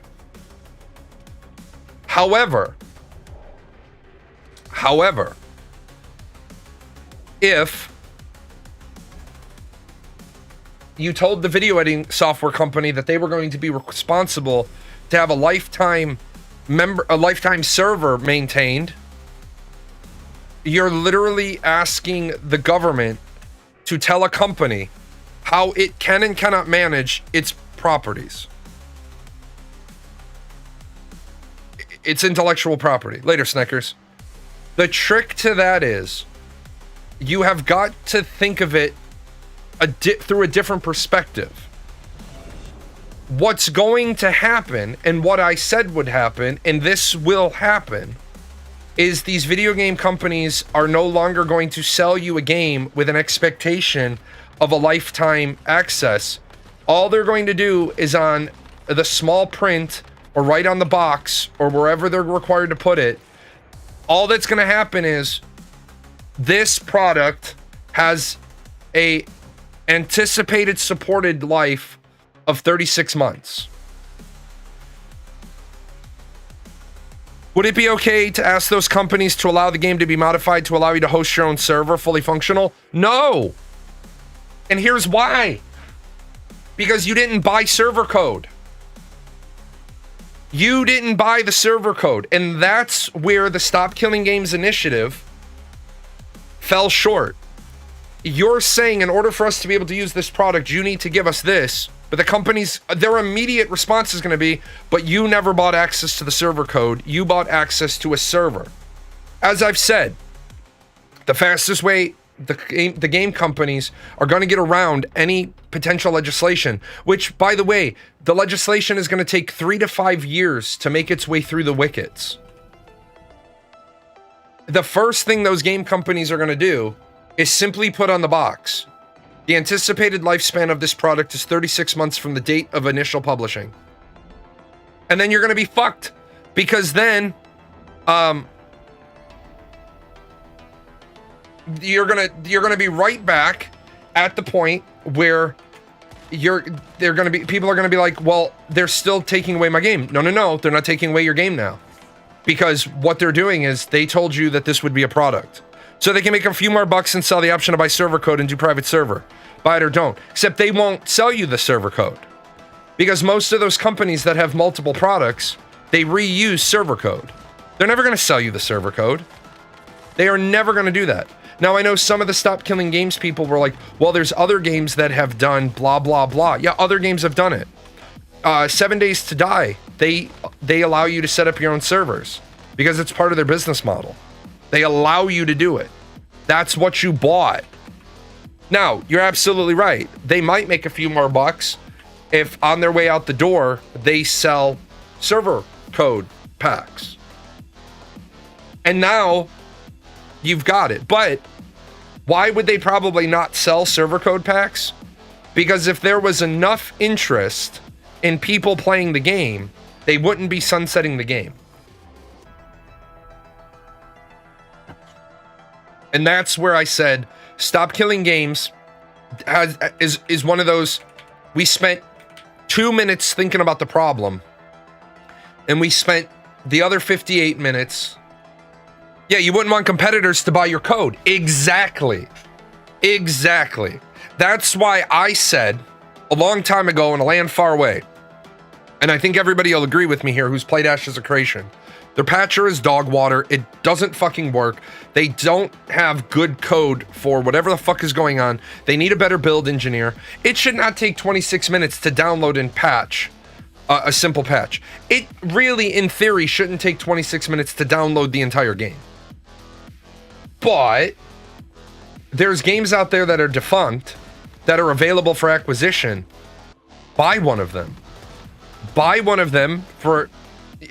If you're talking about how the total overall development budget for your game is you're going to be out $100 million out of pocket, and you've already admitted to spending $40,000 on the Unreal Studio tree pack, then why don't you buy one of these defunct games in the code out of like Trion's library, whoever currently holds the acquisition of assets due to liquidation, and why don't you buy like the Matrix Online's code and then be like, oh, here's a better way to do it. I'm not saying that the Stop Killing Games initiative was wrong. It's a good idea. It's the right thing to try to do.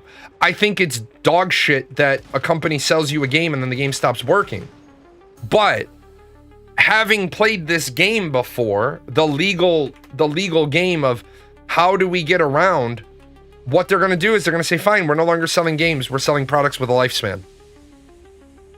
And then, or they'll go to, or what they'll do is they'll just go to subscription-based models completely, and then that's immediately going to loop in Netflix, Hulu, Disney Plus, Max, Showtime, Peacock, because if you turn around and make the argument, well, I had a subscription and therefore I have access to, all those other companies are going to jump in and be like, oh, the fuck you do. No, the fuck you don't have access to shit just because once upon a time you had a subscription. You stopped paying the subscription, your rights stopped there. So again, when you try to have a conversation with people, they're like, you're just pro-capitalist. Yes, and that's not an insult. I am pro-capitalist. You're just a simp for these big companies. Okay, you're just a simpleton who doesn't understand the law and who doesn't understand business. You're not going to get laws passed that fuck over big business. Because if you did, they'll look around and they'll say, we just won't make that anymore. We just won't make that. Disney had a disability access system before their DAS system. And when they got sued over it, what did they do? What did they literally do? They got sued over their previous disability access system. What did they do? They literally got rid of it. While they were being sued over it, they rolled out a new program. And in the court case, they literally said, well, that's our old system. We have a new system that we've just rolled out.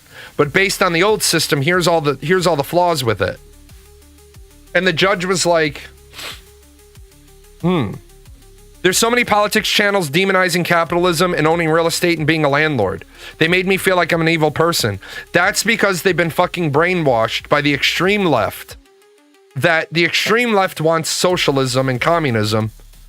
and the extreme right wants Big Brother. That's why my video today was, can we all go back to like the post 9/11 days where we all, you know, team powers unite and let's go beat the shit out of the Taliban? Can we please have that back where we can say rich white guy, or I'm sorry, poor white guy, poor black guy, poor Hispanic guy, poor immigrant, poor powers unite. Congress is our target. But we won't get that. You can't even get gamers to unite. Gamers fight and the companies laugh at us. Why would companies change? Why would Blizzard ever change? Fucking Diablo Immortal made $500 million. They're gonna fucking change their ways, right? Why would they? If that dog water game made $500 million, why would they ever think they need to change? You literally gave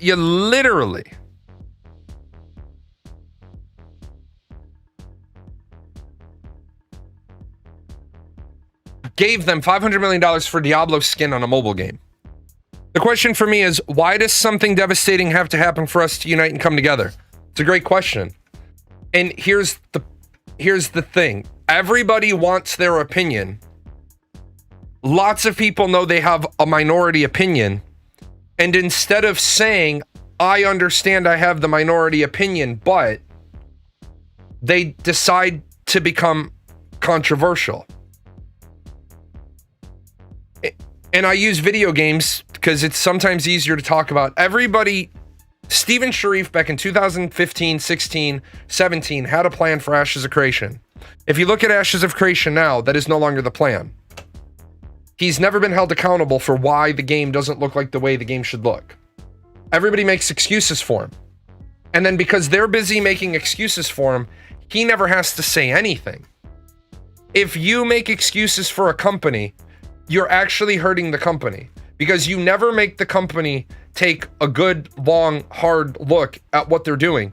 They never have the proverbial come to Jesus session.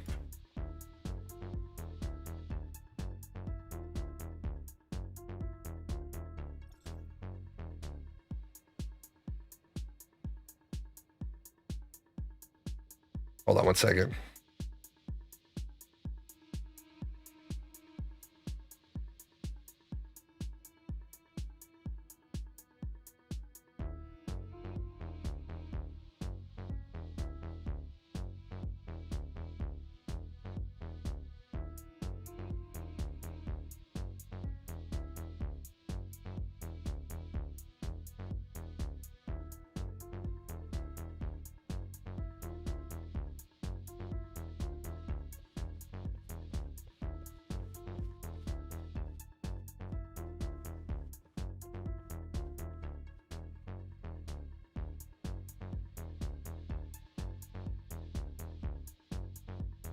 I really hate people that use words and they don't know what those words mean. It really pisses me off.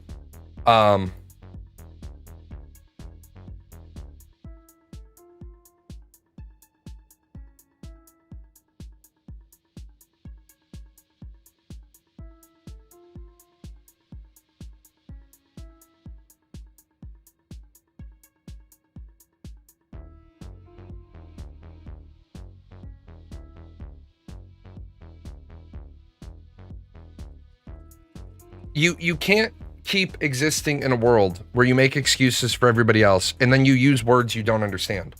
If you think my Ashes of Creation video is disingenuous because I used words that I don't define, I didn't use the word. I didn't use the word prototyping. I didn't use the word R&D. Their former developer did. If you're going to take a period of time, it was my YouTube. I try to answer certain keywords that flag. I don't like to leave those out there because I don't like them to run off into Neverland with a bunch of people.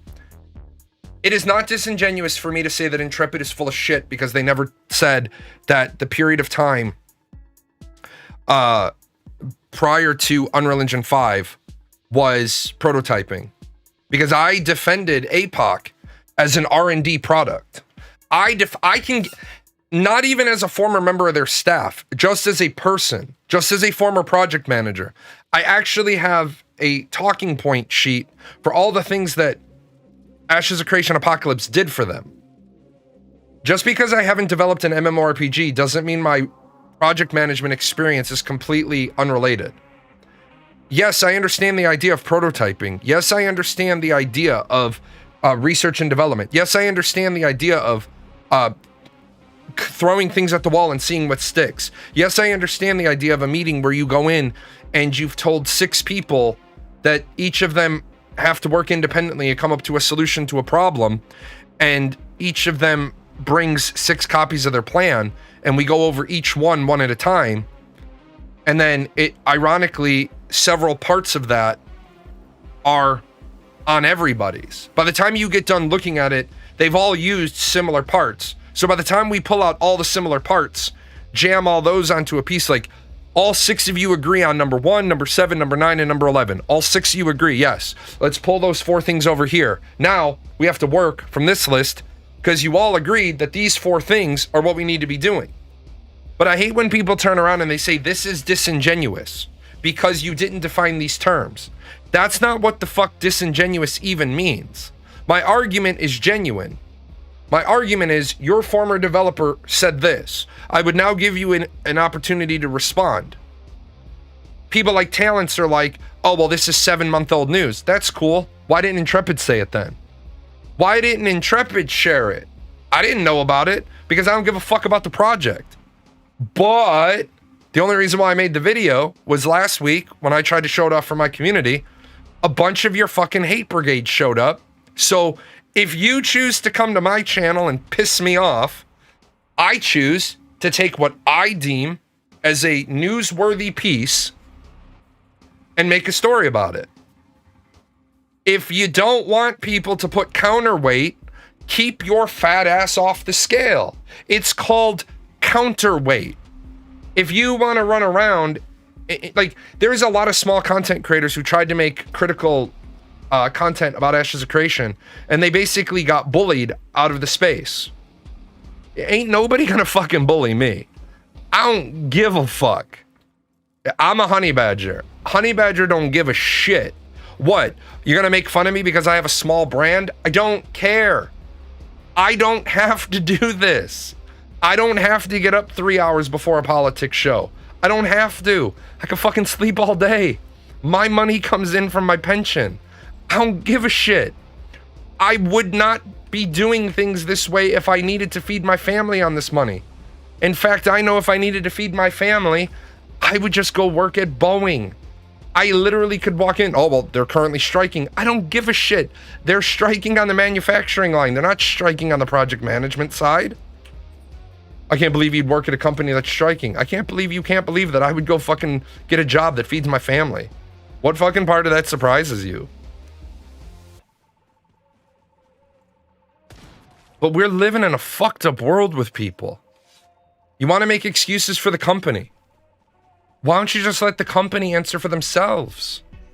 Why do white knights have to defend? Like, your life is so pathetic that you're living a pseudo relationship with a developer that is literally fucking you in the ass and wiping their dick on your drapes, but you don't want to admit that to yourself. Star Citizen. The fact that Star Citizen has what, a $20,000 backer package? Look, man, a couple of $100 for a founders pack. At some point, we got to draw a line. You were born in 72. The world today is just nuts. The world lost its fucking mind. And the worst part is you'll laugh about this. The millennials, the neo-millennials, and the Zoomers that are blaming Generation X. It's Generation X's fault. Look, you dumb truck. It's the baby boomers' fault. Generation X doesn't give a shit. We're fucking raised on bourbon, bad intentions, playing with fireworks, and drinking out of hose water. We are not in it to fuck anybody else over. We're the people that are gonna walk up to you and grunt and, you know, and use as few words possible. Like, hey, I see you're having a hard time changing your tire. Do you need a hand? Yeah, that would be so, yeah, just, yes. When you get done changing their tire form, oh my God, thank you so much. Is there anything you can never mention this to me, you, or anybody else again. I don't want people to think that I'm obligated to now change all the tires in the parking lot. Like we just do it because it needs doing. A member of Generation X will help somebody change a tire because we don't want to see the fucking memo come out the next day that talks about how now we're either all going to be yelled at because somebody didn't get a tire changed, or we all got to go to fucking tire changing class because the company thinks it's a valuable life skill. Look, we changed the fucking tire because it needed doing. Leave us the fuck alone. Generation X is code for leave me the fuck alone. That's all it is. That's all it ever been. These fucking millennials, they're fucking, I get it. Not all you millennials. Some of you, 1985 and below. 1985 and below, you're like Generation X anyway. You're Generation X anyway. You're Generation X by proxy.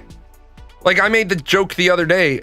I don't know if I raised my kids to be Generation X 2.0 or if I raised them to be D-Generation X. But either way, my kids are living what I believe is the last scraps of the American dream. In the gaming world, fuck man, dumb gamers piss me off. It's like the one last bastion of things. It's not Chris Roberts' fault. What the fuck you mean it's not Chris Roberts' fault? They've raised $800 million. Where the fuck's the game? Where's the game? Where is it? It's because we've had to deal with lawsuits. Yeah, you know why people sue you? Because they feel that you fucked them over. Somebody just posted Intrepid Studios being sued by Aetna. $81,000 is a small amount of money. You know what a lawsuit means? A lawsuit means that that the other party thinks that you didn't hold to your side of an agreement. All a lawsuit is a continuation of business. But that part of the business is the other side didn't think you paid your bills. Now, because the person decides to be a dumbass muppet about it, $81,000 isn't a lot of money. Okay, well, what about the fact that Intrepid Studios ended up paying the state of California, I think $250,000 in back penalties and fees for not paying their taxes? Is 4 times the money enough? 5 times? Where do we have to set that threshold? It's not the first time Intrepid has not paid somebody they've done business with. Streamline Media had to sue them for $250,000. Now that you're retired, it's time for you to lead the development of an MMO. I have no interest in leading the development of an MMO unless I win the Powerball and it's my company and I own it all, lock, stock, and barrel. If I own it all from kitten to caboodle, that's the only way I want to deal with it. Because the problem is I can't work in a world where I can't call people dumb because I don't have a setting or a switch anymore where I can't look at stupid people and call them stupid. I just don't function that way anymore. I'm not going to be nice. I'm not a nice person to dumb fuck liars. Look, man, I need you to do this. Like, I don't have any problem working with contractors. I don't work with a lot of shitty contractors, but I just say, this is how I do business. If you don't want to do business this way, I don't want to do business with you. This is how I pay. This is when I pay. This is how everything is set up. These are the dates I need. Every day you're done early, by code, by spec. This is your bonus for every day early. Every day you're late, this is the penalty. So when are you going to be done? Well, I don't know. Okay. The moment I've worked with people that I've said the project is due by 30 September. It has to be done on time and by code. Every day you're late, you owe me $500. Every day you're early, by code and by standard, is an extra $300 bonus for you as the owner. I've had people get done 21 days early, and that's okay because getting the property done $7,500 early was factored in. Because I know that if I get the clients their property 21 days early, I'm going to make $10,000. It amazes me that people don't want to fucking own their fuck-ups. It's funny because I work for a company that a project manager like you, the guy was a former Marine commander, and the guy never expected bullshit, and he'd go hard. He never accepted bullshit, and he'd go hard as hell at people. Yeah, the thing is, I will not show up after work parties. I might show up and have one drink, and I'll probably buy you guys around. I want you to work hard so you can go play hard. I want you to make money. I love this fucking guy, but I swear to God, he's going to get fired. The way he talks to people really makes them feel a certain way, but damn, does he keep us in line. Right, and that's the problem. We have created a world where we deal in bullshit excuses. We deal with bullshit excuses, and that's unacceptable. It's unacceptable that we deal with... It's like, look, man, hey, where's the 1984 file? It's not done yet. Why isn't it done yet? Because something else came up. What the fuck was the something that came up? My kid got sick. Got it. Hey, in the future, if you have to leave work early because your kid gets sick, you need to clip me a message, FYSA, for your situational awareness, 1984 deadline slip. I don't even need to read the fucking email then. The subject matter comes up. For your situational awareness, 1984 project deadline slip. Cool. I'll look at that later. When I have time, I'll look at it. Oh, your kid is sick? Cool. Did you take your laptop home to work on it? Question mark. Well, my kid is sick. Look, man, I totally get it. Your kid is sick. Where should your kid be? In fucking bed. If your kid's in bed, what should you be doing? Sitting at your fucking laptop, doing the fucking work we pay you for. If you want to take sick time and not deal with it, take sick time and not deal with it. I don't make people take sick time because they got to go home and deal with sick kids. Because I happen to be a parent. I get it. But at the same time, now, little different situation. Hey, I didn't get this done. I taken my laptop home. I'd intended to work on it. I ended up in the emergency room. I don't want I don't want your company laptop at the fucking emergency room. If your kid is in the emergency room, at that junction, 100% of your effort needs to be on that. To your team, FYSA.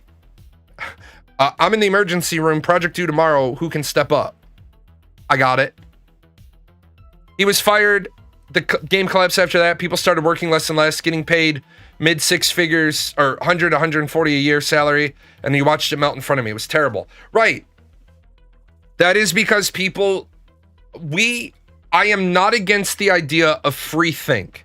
I love the idea of free think. But as I said on my Discord today, there's 3 levels of people. You have the vision people, you have the objective people, and you have the executors. And in between,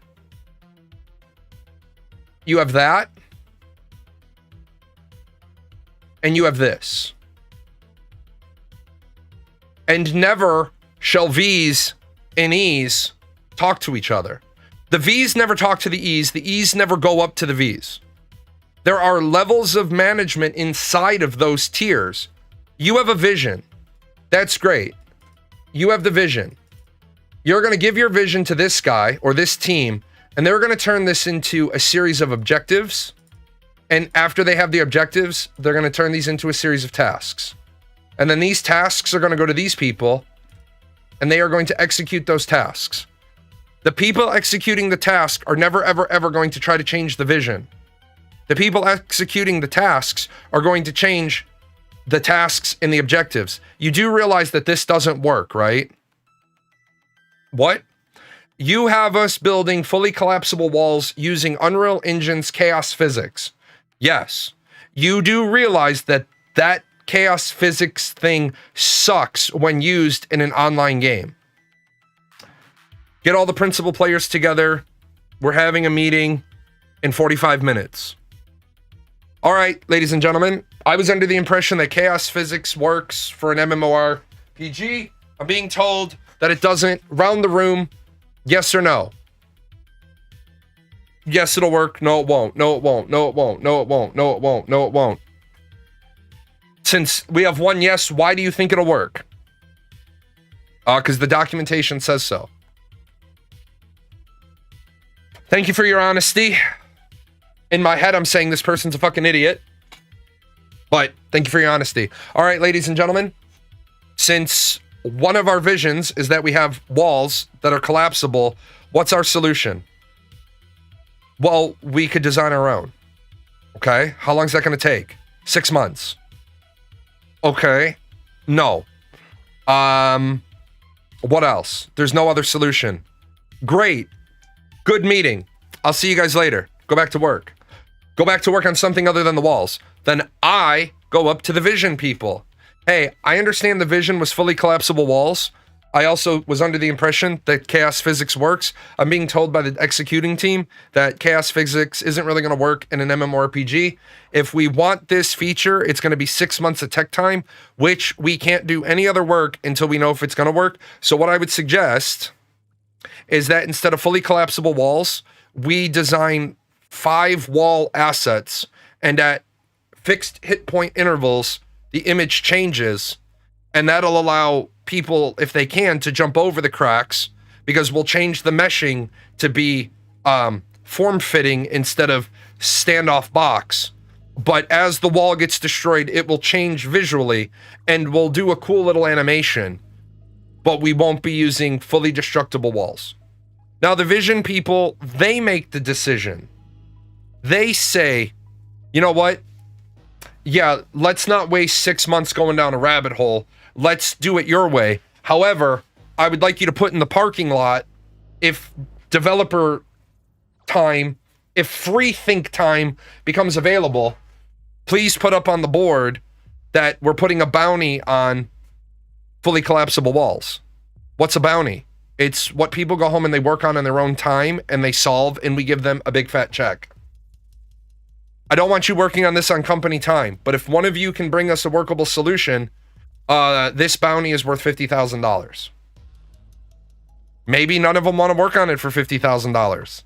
Maybe fucking Johnny, who was the person who said chaos physics will work, wants to redeem himself. Wow, I looked like the fucking horse's ass in that meeting. I'm going to spend some time working on it. Maybe I can make it work. But the vision people don't talk to the executable people, because then the vision people get an unfiltered set of answers. The objective people are the filter. What is it you want? Well, what do you mean you don't know? The fuck kind of game? You want a turn-based MMO? Got it. A turn-based MMO would be a complete and total failure. Atlantica Online. Turn-based MMO works. There's been one. It works. Imagine if Larian Studios had a bunch of naysayers. A turn-based game is never gonna do well because fucking Warhammer Chaos Hunter Daemon, or Chaos Gate Daemon Hunter, only sold 680,000 copies. We can't afford to make our game. Okay. Battletech sold 1.8 million. Yeah, that's not enough numbers. Imagine if they had listened to that bullshit. Imagine if the heads of Larian Studios got it in their head to listen to the bullshit people were saying about turn-based games. Instead, what do? 15 million copies? Does anybody dispute that taking the turn-based out of Baldur's Gate 3 aside, Cyberpunk 2077, Baldur's Gate 3, Elden Ring are kind of like the gold standard for depending on what you're making? If you're going to make something and it doesn't get above that threshold, then what you're making is dog water, and you should probably stop. Can we do at least as good as this? Man, this is why I tell people hiring people with experience is so important. I've worked for so many companies where the designer creators work directly with the staff, and it created so many problems. Right, and to liken this back to where I learned this, I used to run my boss out of my work section. I used to run my lieutenant colonel or my colonel out of my work section if they started entertaining questions from my airmen and my sergeants about how the better way to do things was. And when they would say to me, well, why won't you let me hear what the airman has to say? And I would say, because they're going to give you half a picture and you're going to think there's savings to be had. And then instead of me being able to bring you a 100% effective partial solution, I'm going to be defending against a 10% fucked up solution. I had a base, McCord Air Force Base, while my directorate general, in a directorate, it's led by a 1 or a 2 star, he visited. I was the AFSO 21 specialist. I was his AFSO 21 specialist. And I specifically was the logistics squadron initiatives at AMC. My general went on a base visit without telling anybody he was going. And then he came back with this plan that was going to somehow save 20,000 man hours per base per year. And he wanted it on his desk by the end of the week. And so I called the base and I said, first of all, you don't even have 20,000 man hours assigned to that office. So what the fuck did you tell the general? Oh, I'll shoot you our slides. Okay. Looked at the slides. Their slides had nothing to do with saving 20,000 man hours of work. It had to do with saving 20,000 man hours of queue time. And what I said to him was, you do realize that the amount of time it takes you to service customers isn't a fucking savings. You having 20,000 queue time hours of customers waiting to be helped is a direct result of your ability to manage your office. I said, now, if you had run this through me, and they interrupted, well, we've sent it to you and you've rejected it like 6 times. So if you had finished routing it through me, I wouldn't now have to go down to the general and tell the general that you fucking bullshitted him. So then I got to go down to the general. Hey, sir. Yeah, you know those like 130 positions that you were already thinking in your head that you were going to be able to recover? Yeah, I want to know. Sir, they lied to you. It's the fastest way I can say it. They lied to you. They sent it to me. I've rejected it 5 or 6 times. It doesn't work. It's not saving any man hours. It's saving queue time. It's them trying to say how they're getting better at not sucking at their job. So that office doesn't even have 20,000 man hours assigned to it a year. They don't have 10 bodies. They have 3 bodies. They have 6,000 man hours assigned. They can't possibly save you 20,000 man hours. He's like, can you shut the door? And I was like, yeah. I was like, me in or me out? He's like, no, you in. And I shut the door and he reached into his fridge and he pulled out a beer because it was the end of the day anyway. And he's like, you want one? And I was like, no, sir, I don't drink. He's like, you want a soda? I said, if you got a Dr. Pepper. He did. He always did. We sat there and he's like, how do I get through to people? I said, sir, you don't let them talk to you. If they bring up something to you with AFSO 21 in the name, you say, I would be very interested in coming back out to visit after it's been vetted through my AFSO 21 office. And we did. We went out places all the fucking time. People that had really good ideas. Like there was a list of things and he would just grab me and he'd be like, hey, do you have an overnight bag with you? Yeah, I have an overnight bag. He's like, good, grab it, call your wife. We're going out to wherever. We'll be gone one day. Okay, cool, no problem. You have to, yeah, I wondered how it would be to have it where there was no communication there. We'd just be given a lock list of things that couldn't be swayed. That's how it should be. By the time you're executing, you should not be executing something that's not ready to be executed. It should literally be, this is forward movement. This is forward movement. Take this to 70%. Take this to 70%. Well, why only 70%? Because you know what the input's going to look like. Take this to 70% and don't take it any further until the step before you, until we know everything's good. But you have companies that, and Ashes of Creation is a great example of that. They have a fucked up crafting system, artisan system. I won't say crafting because I'm not talking about the crafting piece. I'm talking about the gathering, processing, crafting component.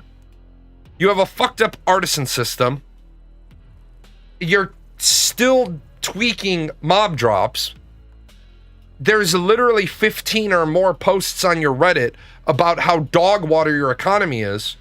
And then you're busy trying to turn dials. Look, man, if you don't even have a lead economic designer on your team, you shouldn't have moved into phase 3.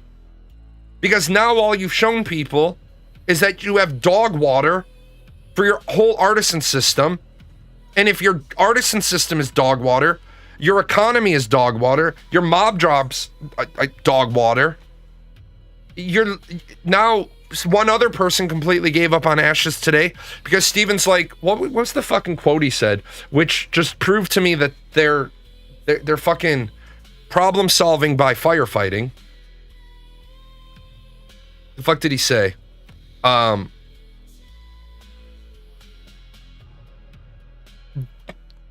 So basically, is it a way to lock you out of a recipe? You might have the recipe and the skill level. And he says, yes, this creates an interdependency between settlements and citizens to make the economy work. One node might have access to a bench and another node access to the vendor. This is one of the many designs that help foster the importance of storage, building choices, while creating traffic for resources across the world. The fuck? Why are you building a system where one town has the vendor you need to buy the things you need to make? First of all, why the fuck does a vendor in a game like Ashes of Creation, that's an MMORPG, that's a persistent world, have any vendors that's selling anything? Period. Vendors shouldn't be selling anything. What would be the system for allowing lower tier to suggest ideas upward? Like, I think they should be able to share ideas. Well, because remember, when I said what you have, right? What you have is you have the vision level, and there's multiple levels here. And then you have the operational objective level, and there's multiple levels here. And then you have the execution level, and there's multiple levels here. And remember, there's going to be times where this leadership level, right, is in a joint meeting with these levels. There shouldn't be a way for Billy to have access to Bob. The very bottom rung should never be able to talk to the very top rung. There's supposed to be too many other levels of management and leadership. Now, if Billy on the bottom finds out a problem with all of the fucking managers between him and Bob are doing cocaine off of a stripper's tits, then that's a different type of problem. You find out that all these people are embezzling from the company, yeah, then you walk your ass to the CEO and be like, hey man, management on vision where it belongs, on the bottom. Yes. The management, I hope everybody knows the difference between these two words. And unfortunately, these are not synonyms. I hate the fucking current corporate world. When I do a CPI event, I have about a 20 to 30 minute lecture that I give with the champion in the room. The champion is the person who brings me in. The champion owns the process that's broken. I do about a 20 to 30 minute little speech. And in that, I talk about how leadership and management are not synonyms. You manage processes, you lead people. You manage processes, you lead people. I'll say it 100,000 fucking times. You don't manage people, you lead people. So, when you have this level, you have this visional level, right? This guy up here, the number one dog, he's a leader. He don't manage shit. The best example of this is if you watch the movie Margin Call. This is Jeremy Irons' character. And he walks in and he says, do you know why I make the big bucks? I'm here for one reason and one reason only. To know what the music is going to do a day, a week, a month, a year from now. That's it. Nothing more, nothing less. It is a great fucking scene. Jeremy Irons is talking to the guy and he's like, why don't you talk to me the way you would a small child or a golden retriever? And the guy struggles with that and he's like, you're speaking to me, not to this whole room full of fucking people. You're speaking to me. Just stand up in a clear voice, explain it. That's the leadership level. Inside that level, you get down to people that are like 90% leader, 10% manager, 50-50. And at the bottom of the vision leader ladder, you have 10% leader, 90% manager, because they're only leading like 3 people. They're managing the process. What managing the process looks like is, if you're ex-military, you know what the phrase is. OTE, organize, train, and equip. When you come to me and you say, I need more money, I need more people, I need more time, that's a management part. When I see you doing cocaine off of the stripper's tits in the fucking boardroom, that's a leadership thing. That's not a management thing. The first time I see that, I fire your ass, because that is so far outside of bounds. When I see you behaving in a inappropriate way at the corporate structure, that's when I walk up to you and I say, hey, come into my office. Hey, I'm just going to let you know that I see you spending way too much time at the 19-year-old intern's desk. There is no reason why somebody in your position should ever be speaking directly to an intern. And when they open their mouth, you just put your hand up. I'm sorry. I thought you were under the impression that this was a back and forth. This isn't a back and forth. This is a one-way only. When you have that type of culture, then you bring in the 19-year-old intern and you say, hey, I got a question for you. Has Deadpool been inappropriate standing at your desk? He's not in any trouble. You're not in any trouble. I just need to know. Have you been dating him outside the company? You're not going to get fired, because I understand your position. That's leadership. That's managing the culture. That's managing the culture, because the culture is a process. You just made me think of the 2 CEOs that got caught on an arena cam. No, they weren't both CEOs. One was the CEO of the company. One was the head of HR at the same company. That's where the problem was. She was the head. They were both married. Yes, they were both married, not to each other. She was the... You're the fucking CEO, man. You can't be fucking the head of human relations. There was a guy who just said his business partner and his wife shared a room while they were on a business trip, because the bill got to his desk before they got back from the trip. Ruh-roh. Where we have the problem, and I've said it about Intrepid Studios, and I've said it about RSI, you need a level of somebody somewhere that can tell people no. That is why a good leader says,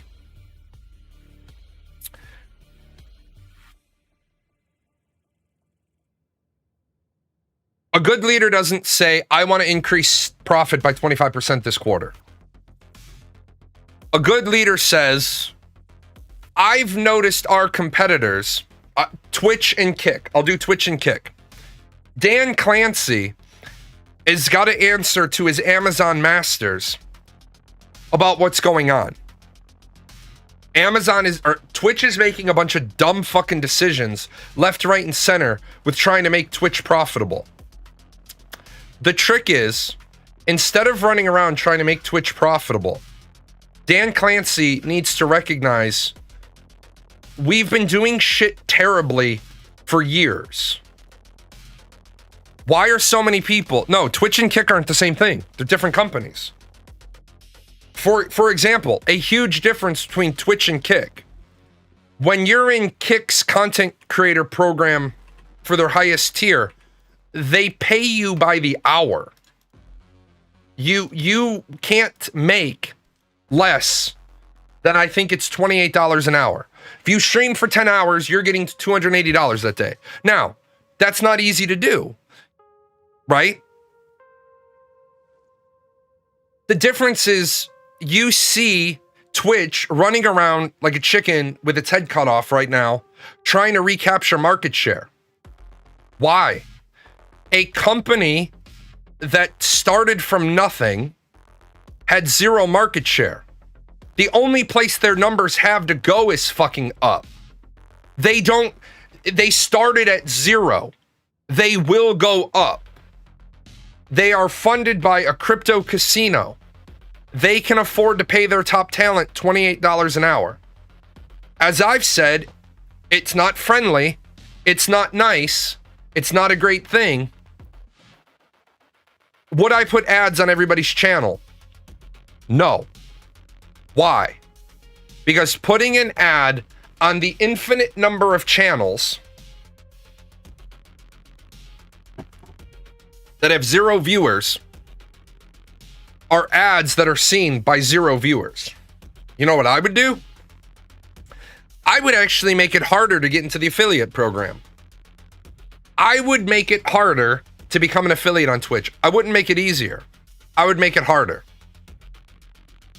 I would also say that after 60 days, anybody not in the affiliate program has to pay a flat fee in order to stream on Twitch. Why?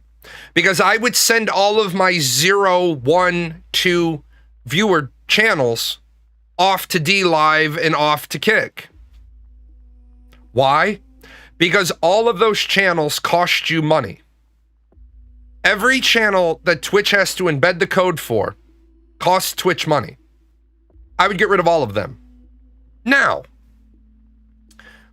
I would look at my top talent, and instead of doing stuff to my top talent where I say shit like, you can't have a conjoined chat, why? Why? Why are you worried about showing chat from other platforms on Twitch? You, as Twitch, should be recognizing people are multi-streaming to Kick, Twitter, YouTube, DLive, Trovo, because they need money. What are you doing for your top talent? As I said, and Dan Clancy can call me up, no problem. For $50 million, over 3 years, I can get Twitch hundreds of thousands of hours of programming. Pay people $75,000 a year to stream on Twitch full time. Instead of giving, honestly, if you're trying to stream $10 a month or whatever isn't bad until you get partner. Yep. But you know what else it'll do? It'll drive all the people who are never going to bees off your platform. Let DLive, Trovo, and Kick start paying some of that money. And then, again, you don't... Asmongold said it best the other day. He said, based on how many viewers he has, sponsorship money for Asmongold should be this many $signs. But unfortunately, he only gets that many $signs for a sponsorship because there's no returning on the investment. Kick, Twitch, they can't sue him because they didn't properly trademark all their shit. They didn't properly copyright all their shit. You can't, unless you've gotten a legal document, companies don't have the same inherent right to copyright that individuals do. Companies have to file for it. But you take the top streamers on Twitch, they don't need to be paid X number of dollars an hour. They don't need it. They have the ability to make more than enough money. You go to all the people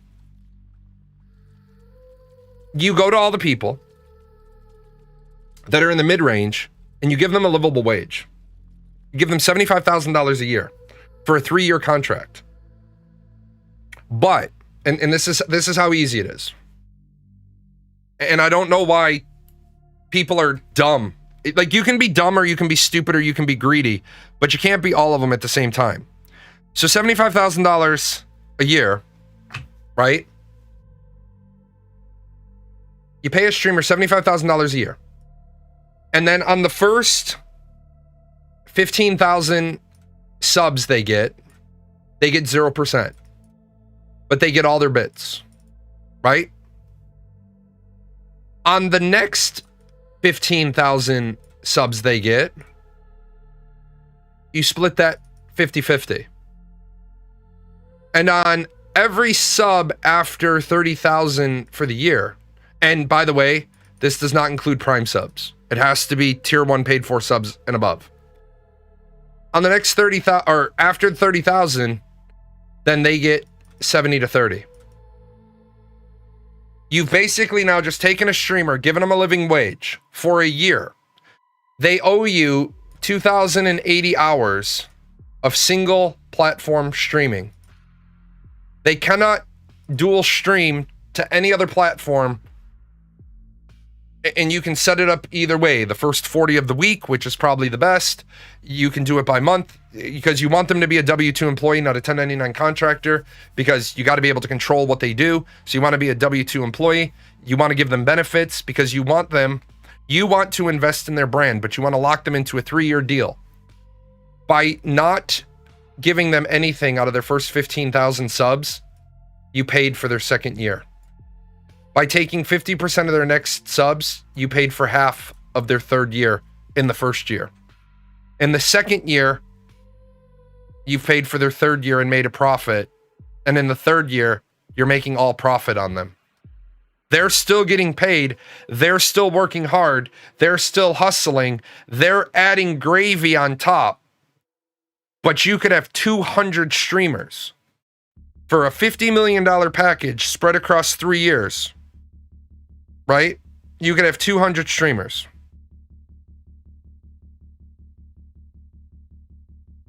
And if you have 200 streamers, that gives you 416,000 hours a year of exclusive programming. Now, some people are going to say, well, if they're over at Kick, they would make if they were over at Kick, they'd make 58,000. No. That's why I picked 75. You want to pull back all the successful people away from Kick? Pick your top 200 streamers, give them $75,000 a year. You want your platform to be the platform people stay on? Let people think that they have a chance to be added into the $75,000 a year program at Twitch. If you thought you had a chance to get into a program that was going to pay you $75,000 a year, guaranteed 3-year contract, and you were still 45 concurrent users away from getting into Kick's partner program, would you keep dual streaming? No, you would not. Twitch doesn't even have to say anything about it. You would decide for yourself. I'm not going to stream on Kick because I'm close. I see the people they picked, and I'm close. I'm going to do everything in my power to get picked up because then I can quit my job. I can have 3 years to focus on me, focus on my brand, focus on sponsorships, focus on partnerships. And guess what? Now, instead of Dan Clancy running around with all these stupid ass policies that are hurting Twitch, you've literally done what every fucking fantasy story novel, pirate story novel has done. You've walked into the room full of mercenaries, you've opened the chest of gold, and you said, who feels like being rich? It's so easy. I'll be right back.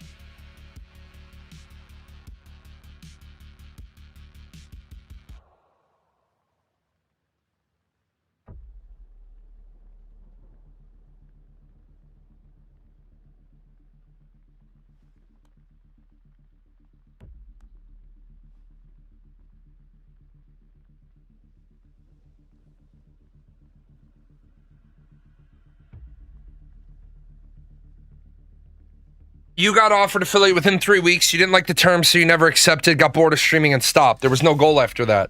Well, there were lots of goals after that. There were lots of goals after that. The problem is the goals after that were you didn't like the terms of your affiliate contract. And so there couldn't be goals after that. All the natural goals after that fell away for you because they couldn't exist for you. Me personally, I wanted to make Twitch partner just to shove it up the ass of all the people who told me that I'd never be a Twitch partner. So I said, you know what? That's a good enough goal for me. Fuck them. You're gonna tell me I can't do something? I'll do it just to spite you. And that's exactly what I did. I will do it just to spite you. I get it. There's a lot of people I know, and I hate the world we live in, man. I hate the world we live in. What games are I was doing Ashes 101 when I made partner. And so really making partner on Twitch is an interesting thing because it's not just about your numbers. It's not just about your number. Like for some people, they make it just on their numbers. Absolutely. Other time, because especially the people who come in and they blow up the fucking numbers. Yeah, it's just about your numbers. But for other people, it's about when you're close, when you're on the borderline. They look at more than just their published metric. Are you engaging with your audience? Do you have a nice clean channel? Do you have shit on, like, do you have panels? Do you have, like, they look at all that. Now, some people will say, well, I know people that have dog shit channels and they made it. Yeah, what were their numbers? Oh, they had 200 concurrent viewers. Again, if you're close, they want to see when they reject you, what do you do after your rejection? But the truth is, again, for 99% of people, being a Twitch partner doesn't suddenly make any difference in how much money you make. As you heard Dan Clancy say, most of Twitch's money comes from money that should be directed to the streamer anyway. Like, they talk about how they take a cut of subs, they take a cut of bits. Well, if you're able, say instead of 16 viewers, say I had 160 viewers, and say I polled my community and I said, hey, if I move to Kick, how many of you will come with me?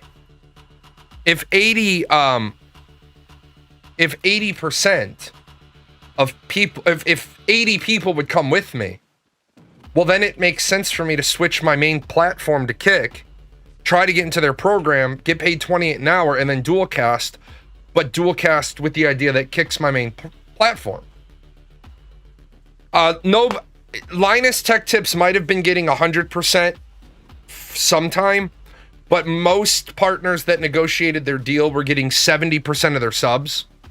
I don't know every single person, but some were able to negotiate for 100% of their for 70% of their subs.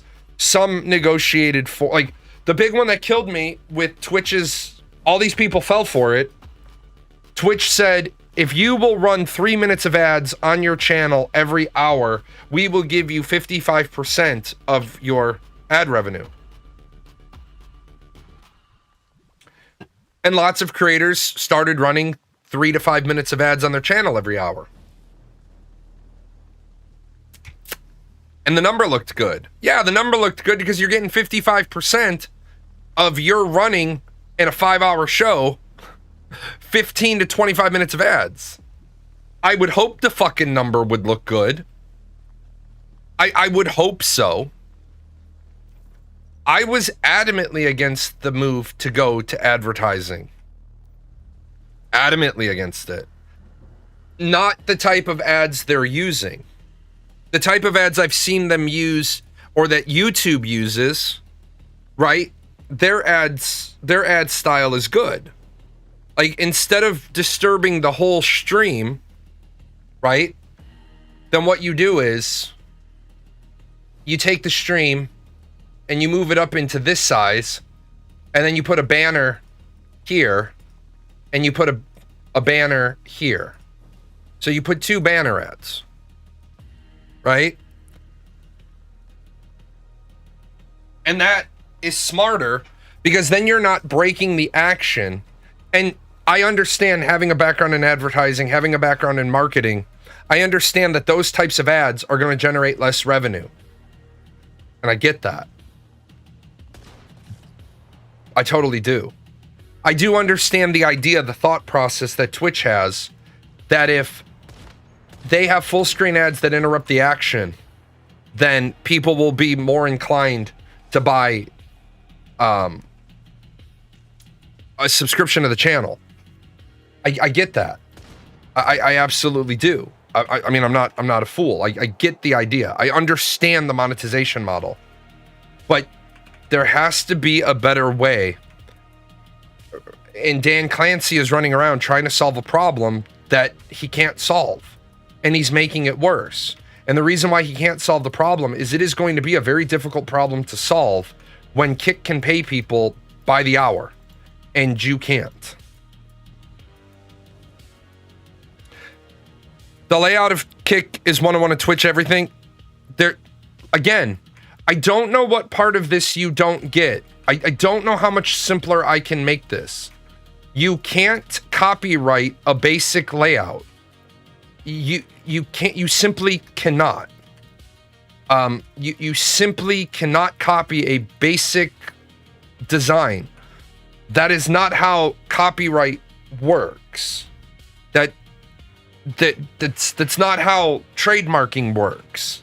The Twitch name is trademarked. They can't call it like Twitch Kick, Twitchy Kick, Twitchy, right?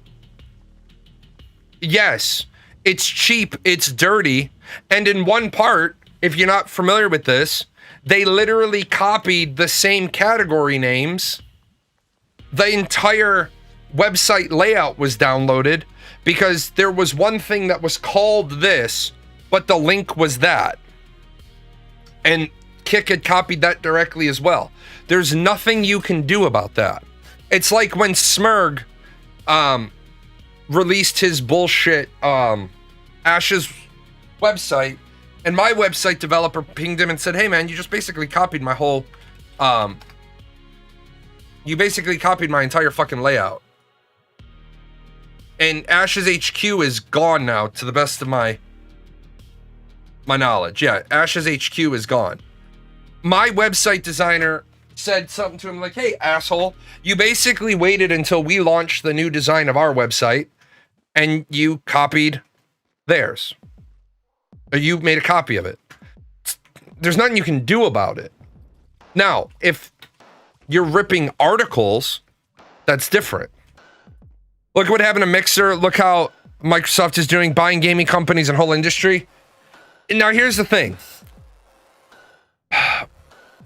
Buying streamers is shitty, give organic growth. I'm going to stop you right there.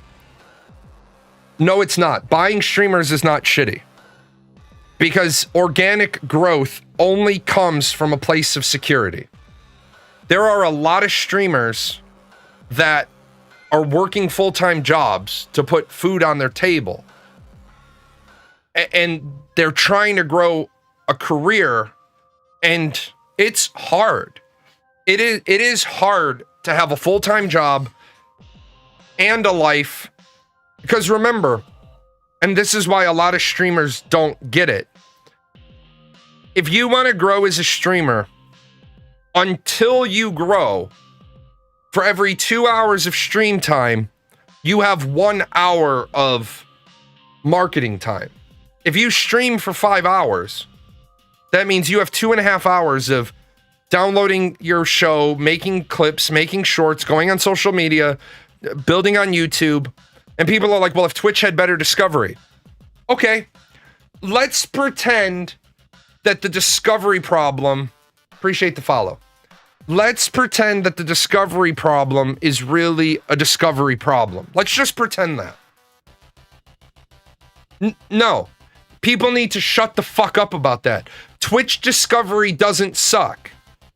Not being popular, Discovery sucks. Netflix has thousands of shows. Which ones do you see? The ones that Netflix promotes. Which ones does Netflix promote? The ones that they produce. Why? Because then they don't owe anybody external a cut. I wish there was ways to search for streamers that share the same interests I do. So what you're saying is, hold on. What you're saying is, tags just plain suck? What do you mean tags plain suck? You want to find somebody that's into mental health, politics,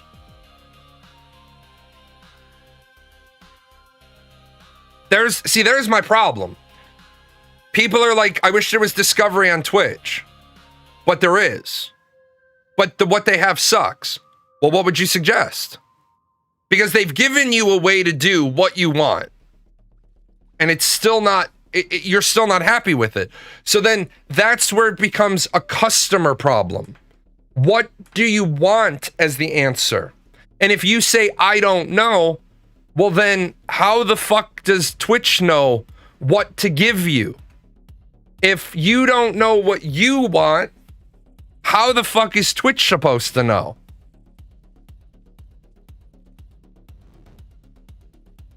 Because let me do it this way. Because there's no way to build a system if the customer doesn't know what they want. And some people say, well, if the tags were actually useful, I would fill them out. Well, they are useful. Right? Language. Let's eliminate everybody who doesn't speak English. Well, that was easy. Now tags. Mental health.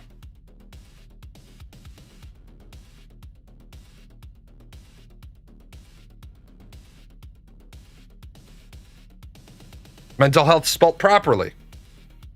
Do I agree with you, Gail, that they need to go through and they need to put standardized tags? Yes. Yes, they do. Abso-fucking-lutely. I will not turn around and say that they don't need to go through and make their tag system more robust, right? Without a doubt.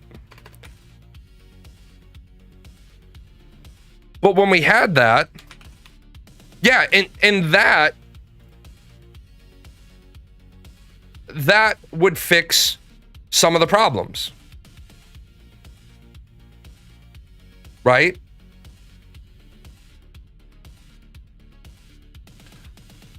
But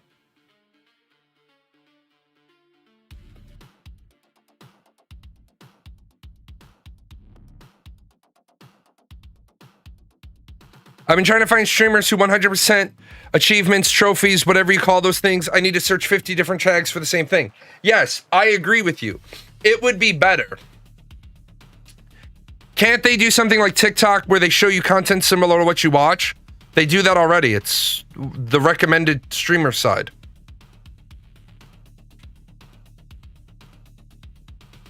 Yeah, on the left you have live channels and also Jalan's viewers also watch. Where I agree, and see, people keep saying the Discovery sucks, the Discovery sucks, the Discovery sucks. What you're really saying is the searchability sucks. But I don't think Twitch is hearing that because the streamers are saying my discoverability sucks. Because I watch content creators, and what they're saying is my discoverability sucks. Well, that's one problem. And the viewers are saying, yeah, discoverability sucks. So Twitch is like, oh, so the fans are saying they wish their favorite creator was more easily discoverable. That's not what you're saying. You're saying, I can't find people to watch. That's a project and a half, man. That's a fucking nightmare and a half. Because they're in the process of migrating. But yes, I have my account at Fab set up. I'm not loading anything until they do the full migration, because for music, not all of my music is the same hertz. Not all of my music is the same quality, but you have to. I really want to do like the fantasy music pack, but I can't because all the music isn't uniform. So I've been reading all their literature. I'm waiting until October and they do their migration. I don't know what Fab stands for. All I know is it's the Unreal Engine store. And it's the Unity store as well. Yeah, they have strict guidelines. Right now, I don't have the time to fuck about with that. But I'm going to carve out time to do it after their migration so that I can load PGN music and hopefully make money that way. See, I need money for some of the projects I want, but I don't want to ask my community for money. The only time a year I ask my community for money is for Extra Life. So if the music could make money, yeah, the Unreal Engine store was way better, but now they're merging and it's like, I don't mind jumping through hoops if I know it's going to make X amount of money. But I don't want to jump through 900 hoops. And now asset stores, you're right, asset source stores do suck because of AI. And also, one thing I had to sit down with my lawyer about is, because my music's already available, Creative Commons, am I allowed to sell it? And the answer is yes. But am I going to want to deal with people who come back to me and they're like, well, I found out your music's Creative Commons. Be like, yeah, but the way you got it is different than, like, you bought it for use. It's better for you to buy it for use through the Fab store, because then you have a license to use it. I was one of the first dudes selling RPG icons. Now I search RPG icons. 99% of the stuff is AI. Yeah, and unfortunately, we have an issue with AI generated fluff.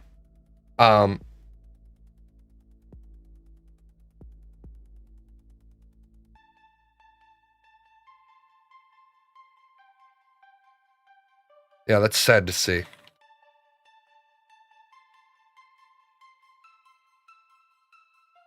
A person talking about how they followed Ashes when they won a key in Alpha 0, and it's just hard for them to see. It's just hard for them to see Ashes of Creation in the state it's in. And it is. It's rough. Without going too far down the Ashes of Creation rabbit hole, it's really, really, really rough for a lot of people to see what's happened to the game. It's really, really rough to see what's happened to Steven over the years with, I think Steven didn't realize how hard it was going to be to make an MMORPG the way he was trying to make an MMORPG. And now he's stuck. I saw some post on MMORPG Reddit mentioning you and your take on Ash.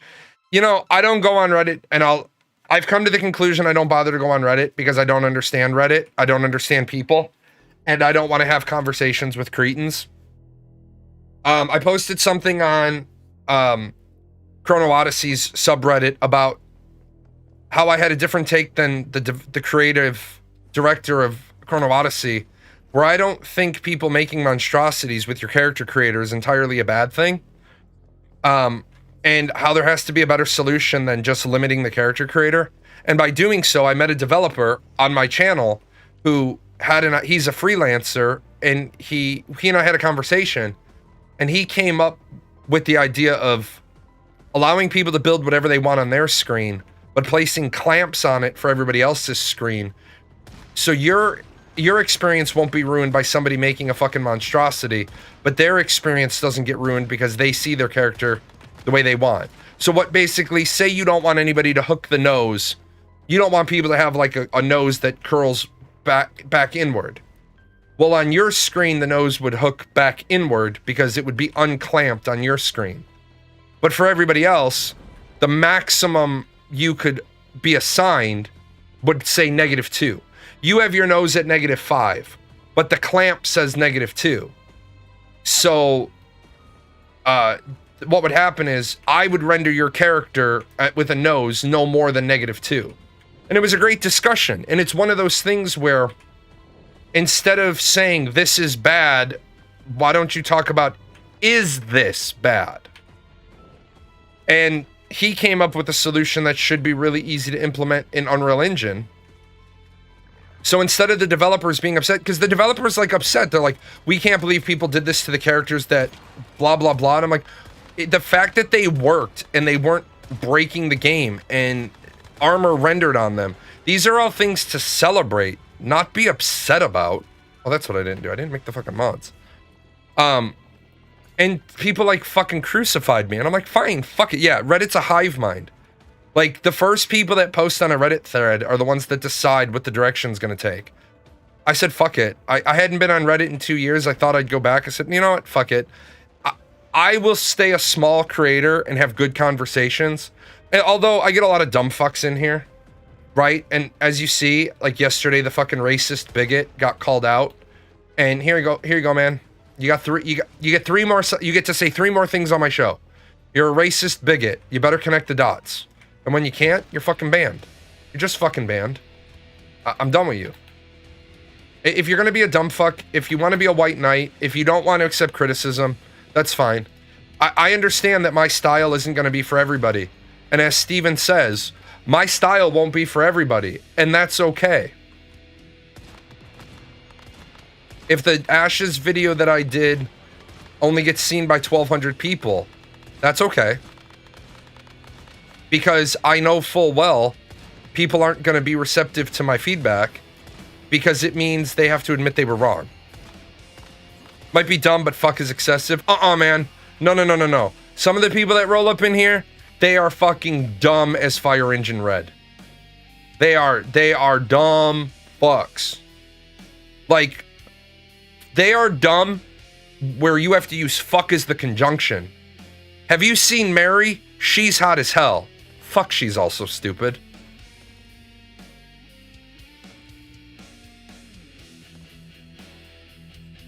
But yeah, you can't. There are just some people. I'm not gonna have conversations with people anymore that are dumb fucks. No, that wasn't Nightmare. That was Pro.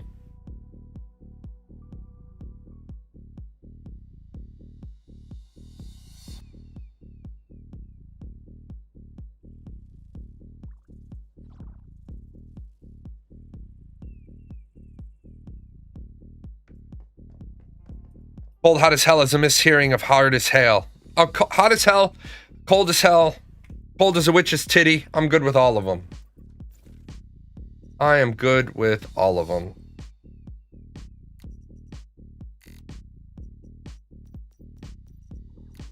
See, this is what kills me. You open up, just keep getting shitty mods. The stupid of some people amazes me. The reason why the stupid of some people amazes me is because, honest to God, those people are trolling on purpose. And when we get to a point as a society where we're okay with people trolling on purpose, and we're not taking these people out back and beating the shit out of them, then it's because we want to have a stupid, ignorant society. Like,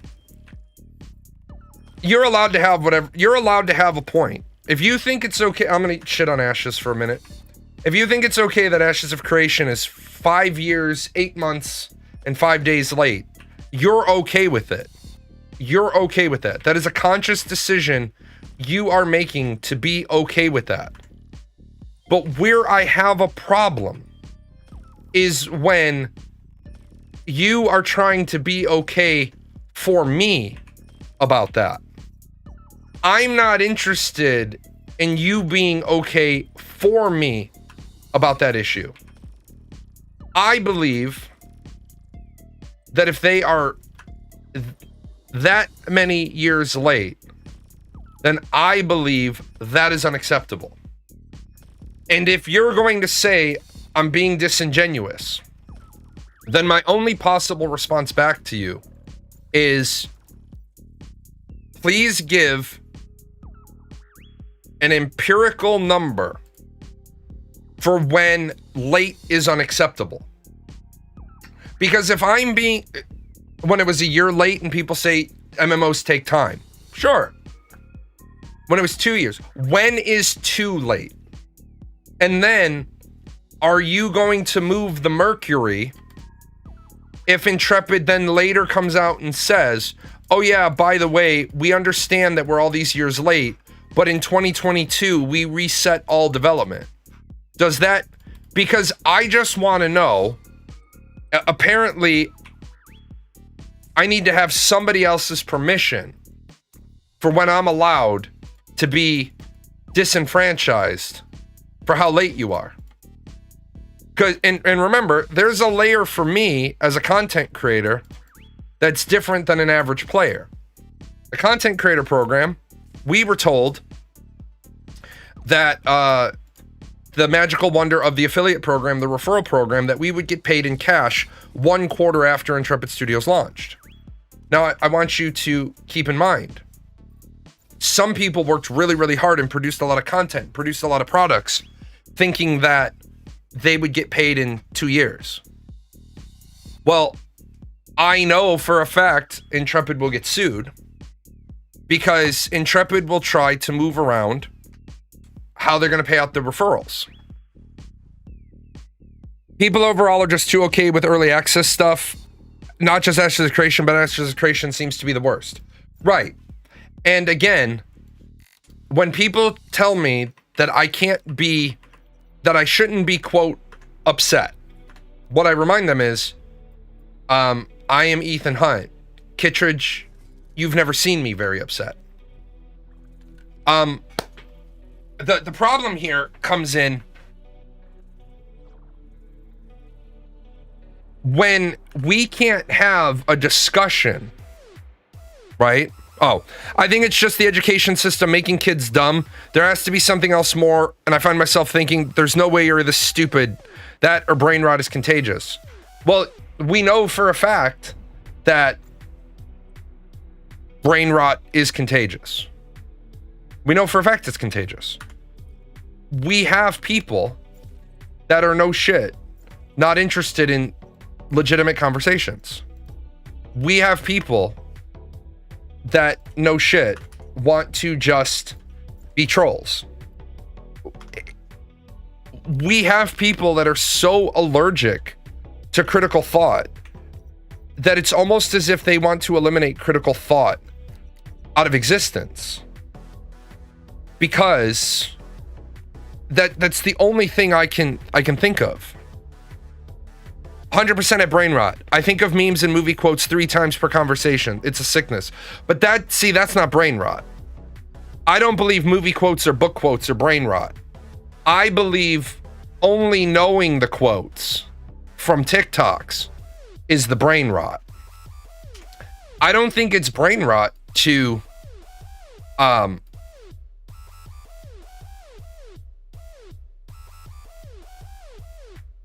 I simply don't think it's brain rot to consider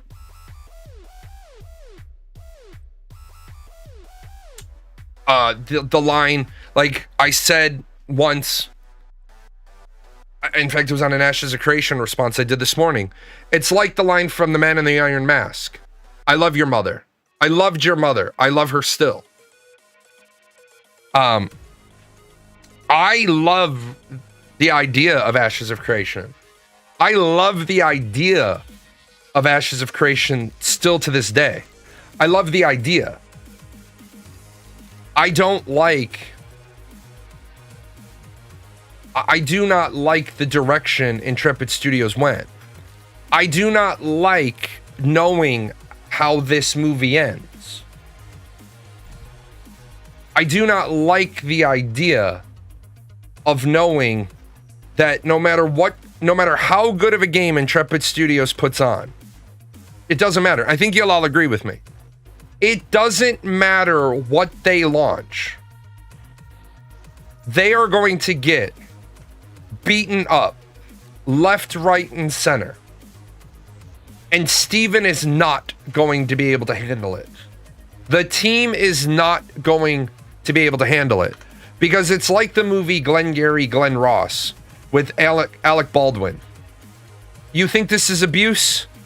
You think this is abuse, you son of a bitch? If you can't take this, how you gonna take the abuse you get on a sit?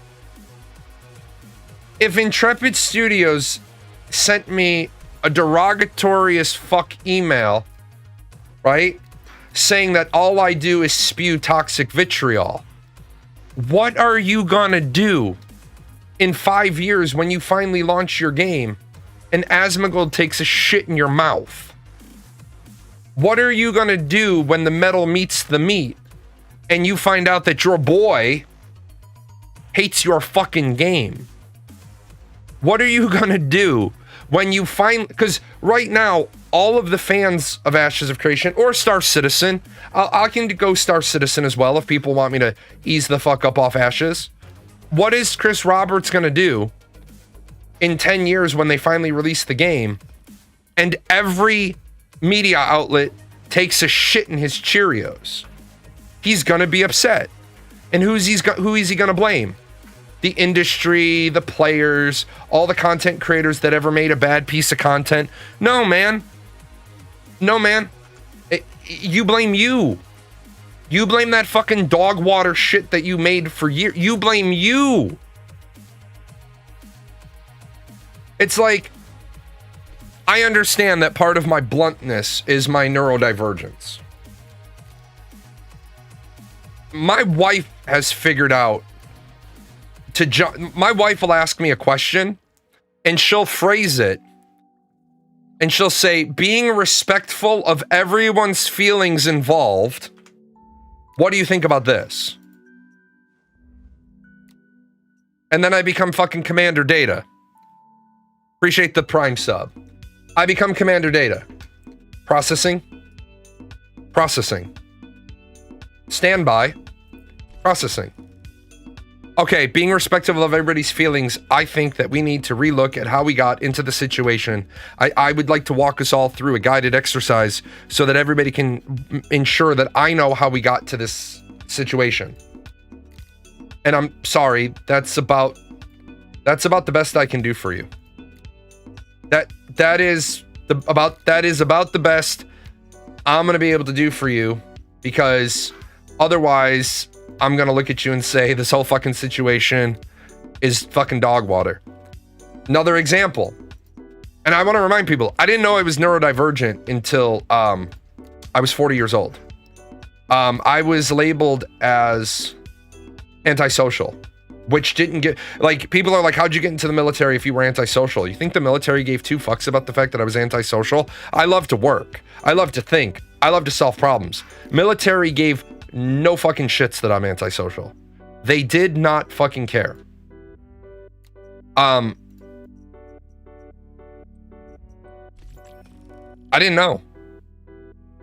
I had a new commander come in. I happened to be at the squadron one night working, which wasn't uncommon for me. I was working late, and I was in jeans and a t-shirt, which was also not uncommon for me. If I'm there working and I'm not on duty and I'm not the duty officer or the duty sergeant, I'm in jeans and a t-shirt to let everybody know, if you're running around like a chicken with your fucking head cut off, it ain't my fucking problem. Like, I think anybody who's ex-military knows where I went with it. Like, it, not my fucking problem. I'm here working on my fucking problems. Well, I was walking out to go to the bathroom, and my new commander saw me. He says, "Excuse me, can I help you?" I said, "Oh, Colonel so-and-so, I'm Sergeant so-and-so. I'm just here working late." And he's like, "Well, why aren't you in uniform?" I said, "Oh, sir, I'm not on duty right now. I often work late to make sure certain programs are ready." And he was like, which I should have asked him if it was okay. But my my squadron commander became the group commander.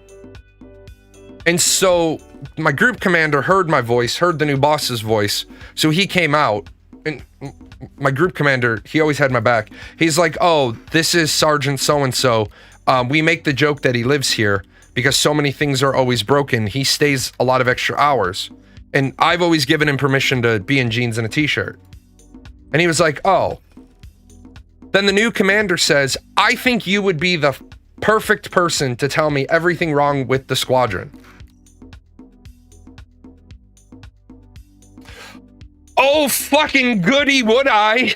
Would I? I would fucking love to do that. I had all the fucking evil imps in my fucking head. They were all doing the Oompa Loompa dance. And I said to my new boss, permission to speak freely. And he said, granted. And my old boss wrapped his hand around my mouth. And he looked at the new guy and said, you always give Sergeant J permission to speak frankly, but you never give him permission to speak freely. And the new boss was like, why is that? And he said, because he doesn't have a very good filter. He cusses like a sailor, and he will tell you exactly what he's thinking, even if it's about you. So the new boss says, duly noted. You have permission to speak frankly. Sir, the number one thing you're going to realize in a very short period of time is that Colonel so-and-so and I have been working really, really hard to get a lot of people transferred out of here because they've been here for so long. They come with the furniture and they just continue perpetuating really bad ideas, but they're not illegal orders and they're not immoral. They're just really bad ways to do business. So the Colonel and I have been working really hard to get a lot of people transferred. And he was like, I did notice that there were an awful lot of transfers. And he said, if I gave you a list of 10 people, if you thought about it, could you tell me which 10 people? I don't need to think about it. In that order for the reasons. And he was like, aren't you the kid that's going to OTS? And I said, yes, sir. He said, any chance I can get you to delay or come back as my EXO? not a fucking chance. not for all the tea in fucking China. I ain't coming back to this shithole. I fucking took an active duty commission to get out of this. I was fucking Hudson from fucking Aliens. Sir, how do I get out of this chicken shit outfit? But see, you gotta have that person. You gotta have the person who tells you how it is. If you don't have the person who has permission to tell you how it is, then you have no idea how it is. And that's what just bakes my fucking noodle about Ashes of Creation's community or Star Citizen's community. You notice that the Camelot Unchained community didn't have a problem with me when I did a video that said this fucking game is dog water. Now, to tie it to Starry Studios, the makers of this game, where do I give the makers of this game a lot of credit? The makers of this game are kind of in a really shitty position, right? They're kind of in a shitty position. And that is because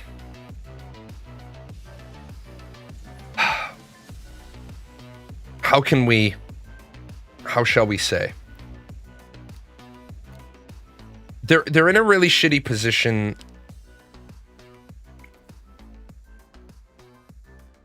because they launched without enough content. And now they're stuck in a situation where they are rapidly trying to make content at the same time as trying to fix broken content. And the reason why that is a terrible state to be in is because it is very hard to simultaneously make how shall we say, expansion pack level content, DLC level content, ops and sustainment level content.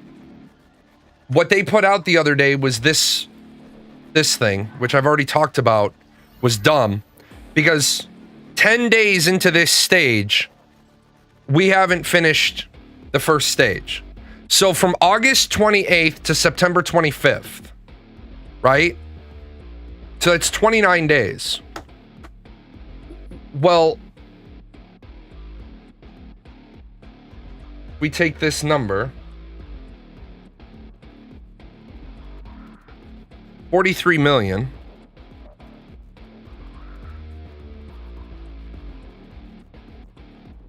And we divide that, what'd we say, 29 days? That means you have to do 1 million a day. In 10 days, we've only done 386, or I'm sorry, we've only done 3.8 million. In 10 days. We should be at 38 million. We're not going to make it. I'm sorry, we shouldn't be at 38 million. We should be at 12 million. 14 million. We should be at right around 14 million. We're not going to make it. And there's no way we can make it. So like most gamers, when you know, gamers know that, and also so that you know you can't do the event as many times as you want, you're capped at the event at 3 times a week. So if the gamers know it's not possible by any mathematical number, they're not going to keep doing it. They're simply not going to keep doing the content, which means all the other gamers who are interested in finishing the content can't possibly do the content. So I feel bad for Star Citizen players. Certain Star Citizen players have bought $1,000 ships. And one of the things that I thought was incredibly dumb was multiplayer ships. Multiplayer ships. Nobody, everybody wants to be the bride. Nobody wants to be the bridesmaid. Multiplayer ships? Bad idea. You remember, WoW, Wintergrasp? What did everybody want to do during Wintergrasp? They wanted to be on the gun. They wanted to be the person chucking the catapults. Who the fuck wants to be the driver? Nobody wants to be the driver. What? No, nobody wants to be the driver. Well, what'd they do? They designed it that way. Why did they design it that way? I have no idea.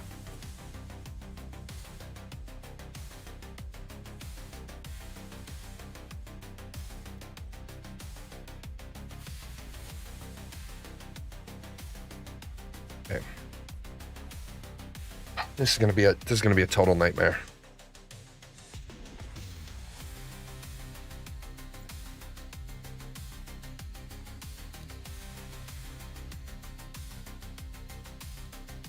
Okay. I have 3 11s. I need to make one more 11. I don't even have enough to. Starry has not launched an update that wasn't fucked up for the first few weeks.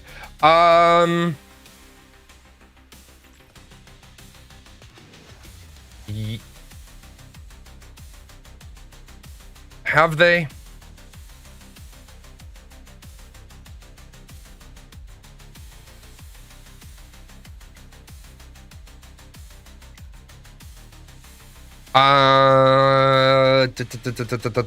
No, they haven't. Hold on. We have to be really careful that. Let me pull that around. Yeah. Let me pull that down. I gotta switch back over here. I missed something. Sorry about that. Let me pull that down. Starry hasn't launched a content update that wasn't fucked up. Their development cycle is launch a content update,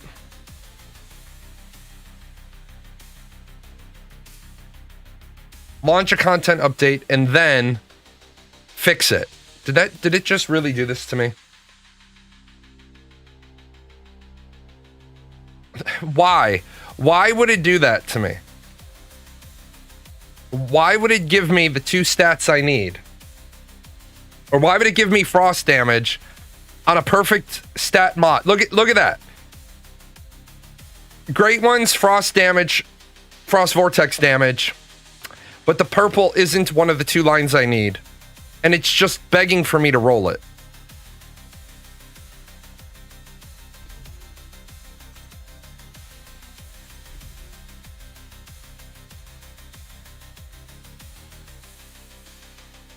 Okay.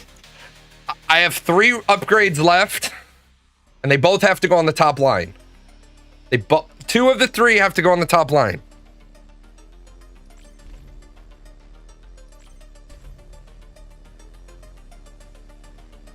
Oh, you son of a bitch. Oh, you son of a bitch.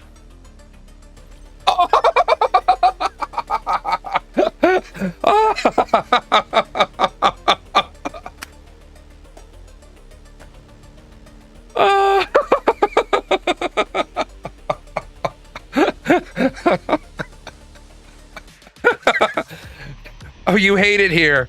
What happened was the way the mod threw its stats.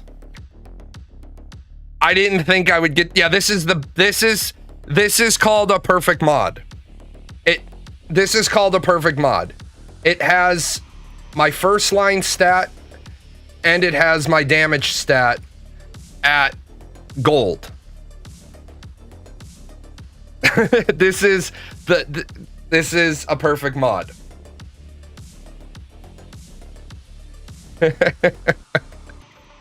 So 5, 10, 15, and then 17 points. It's a 17-point mod. It has the 2 damage lines at perfect. What's bullshit about it is, this is why I tell Once Human players, it's not that he's jealous, it's that he started off as status. And it took him about a year to get all of his mods right. And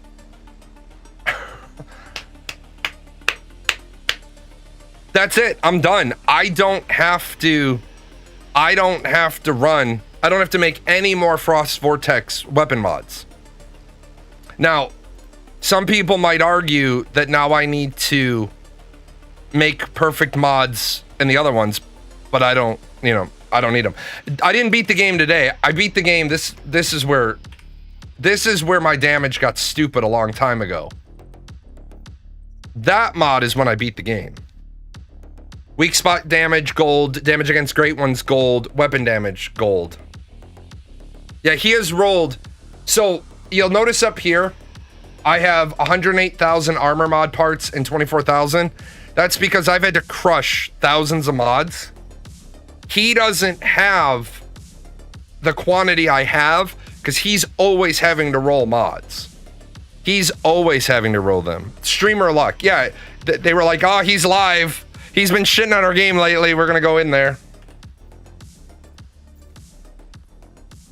Sometimes it's like that.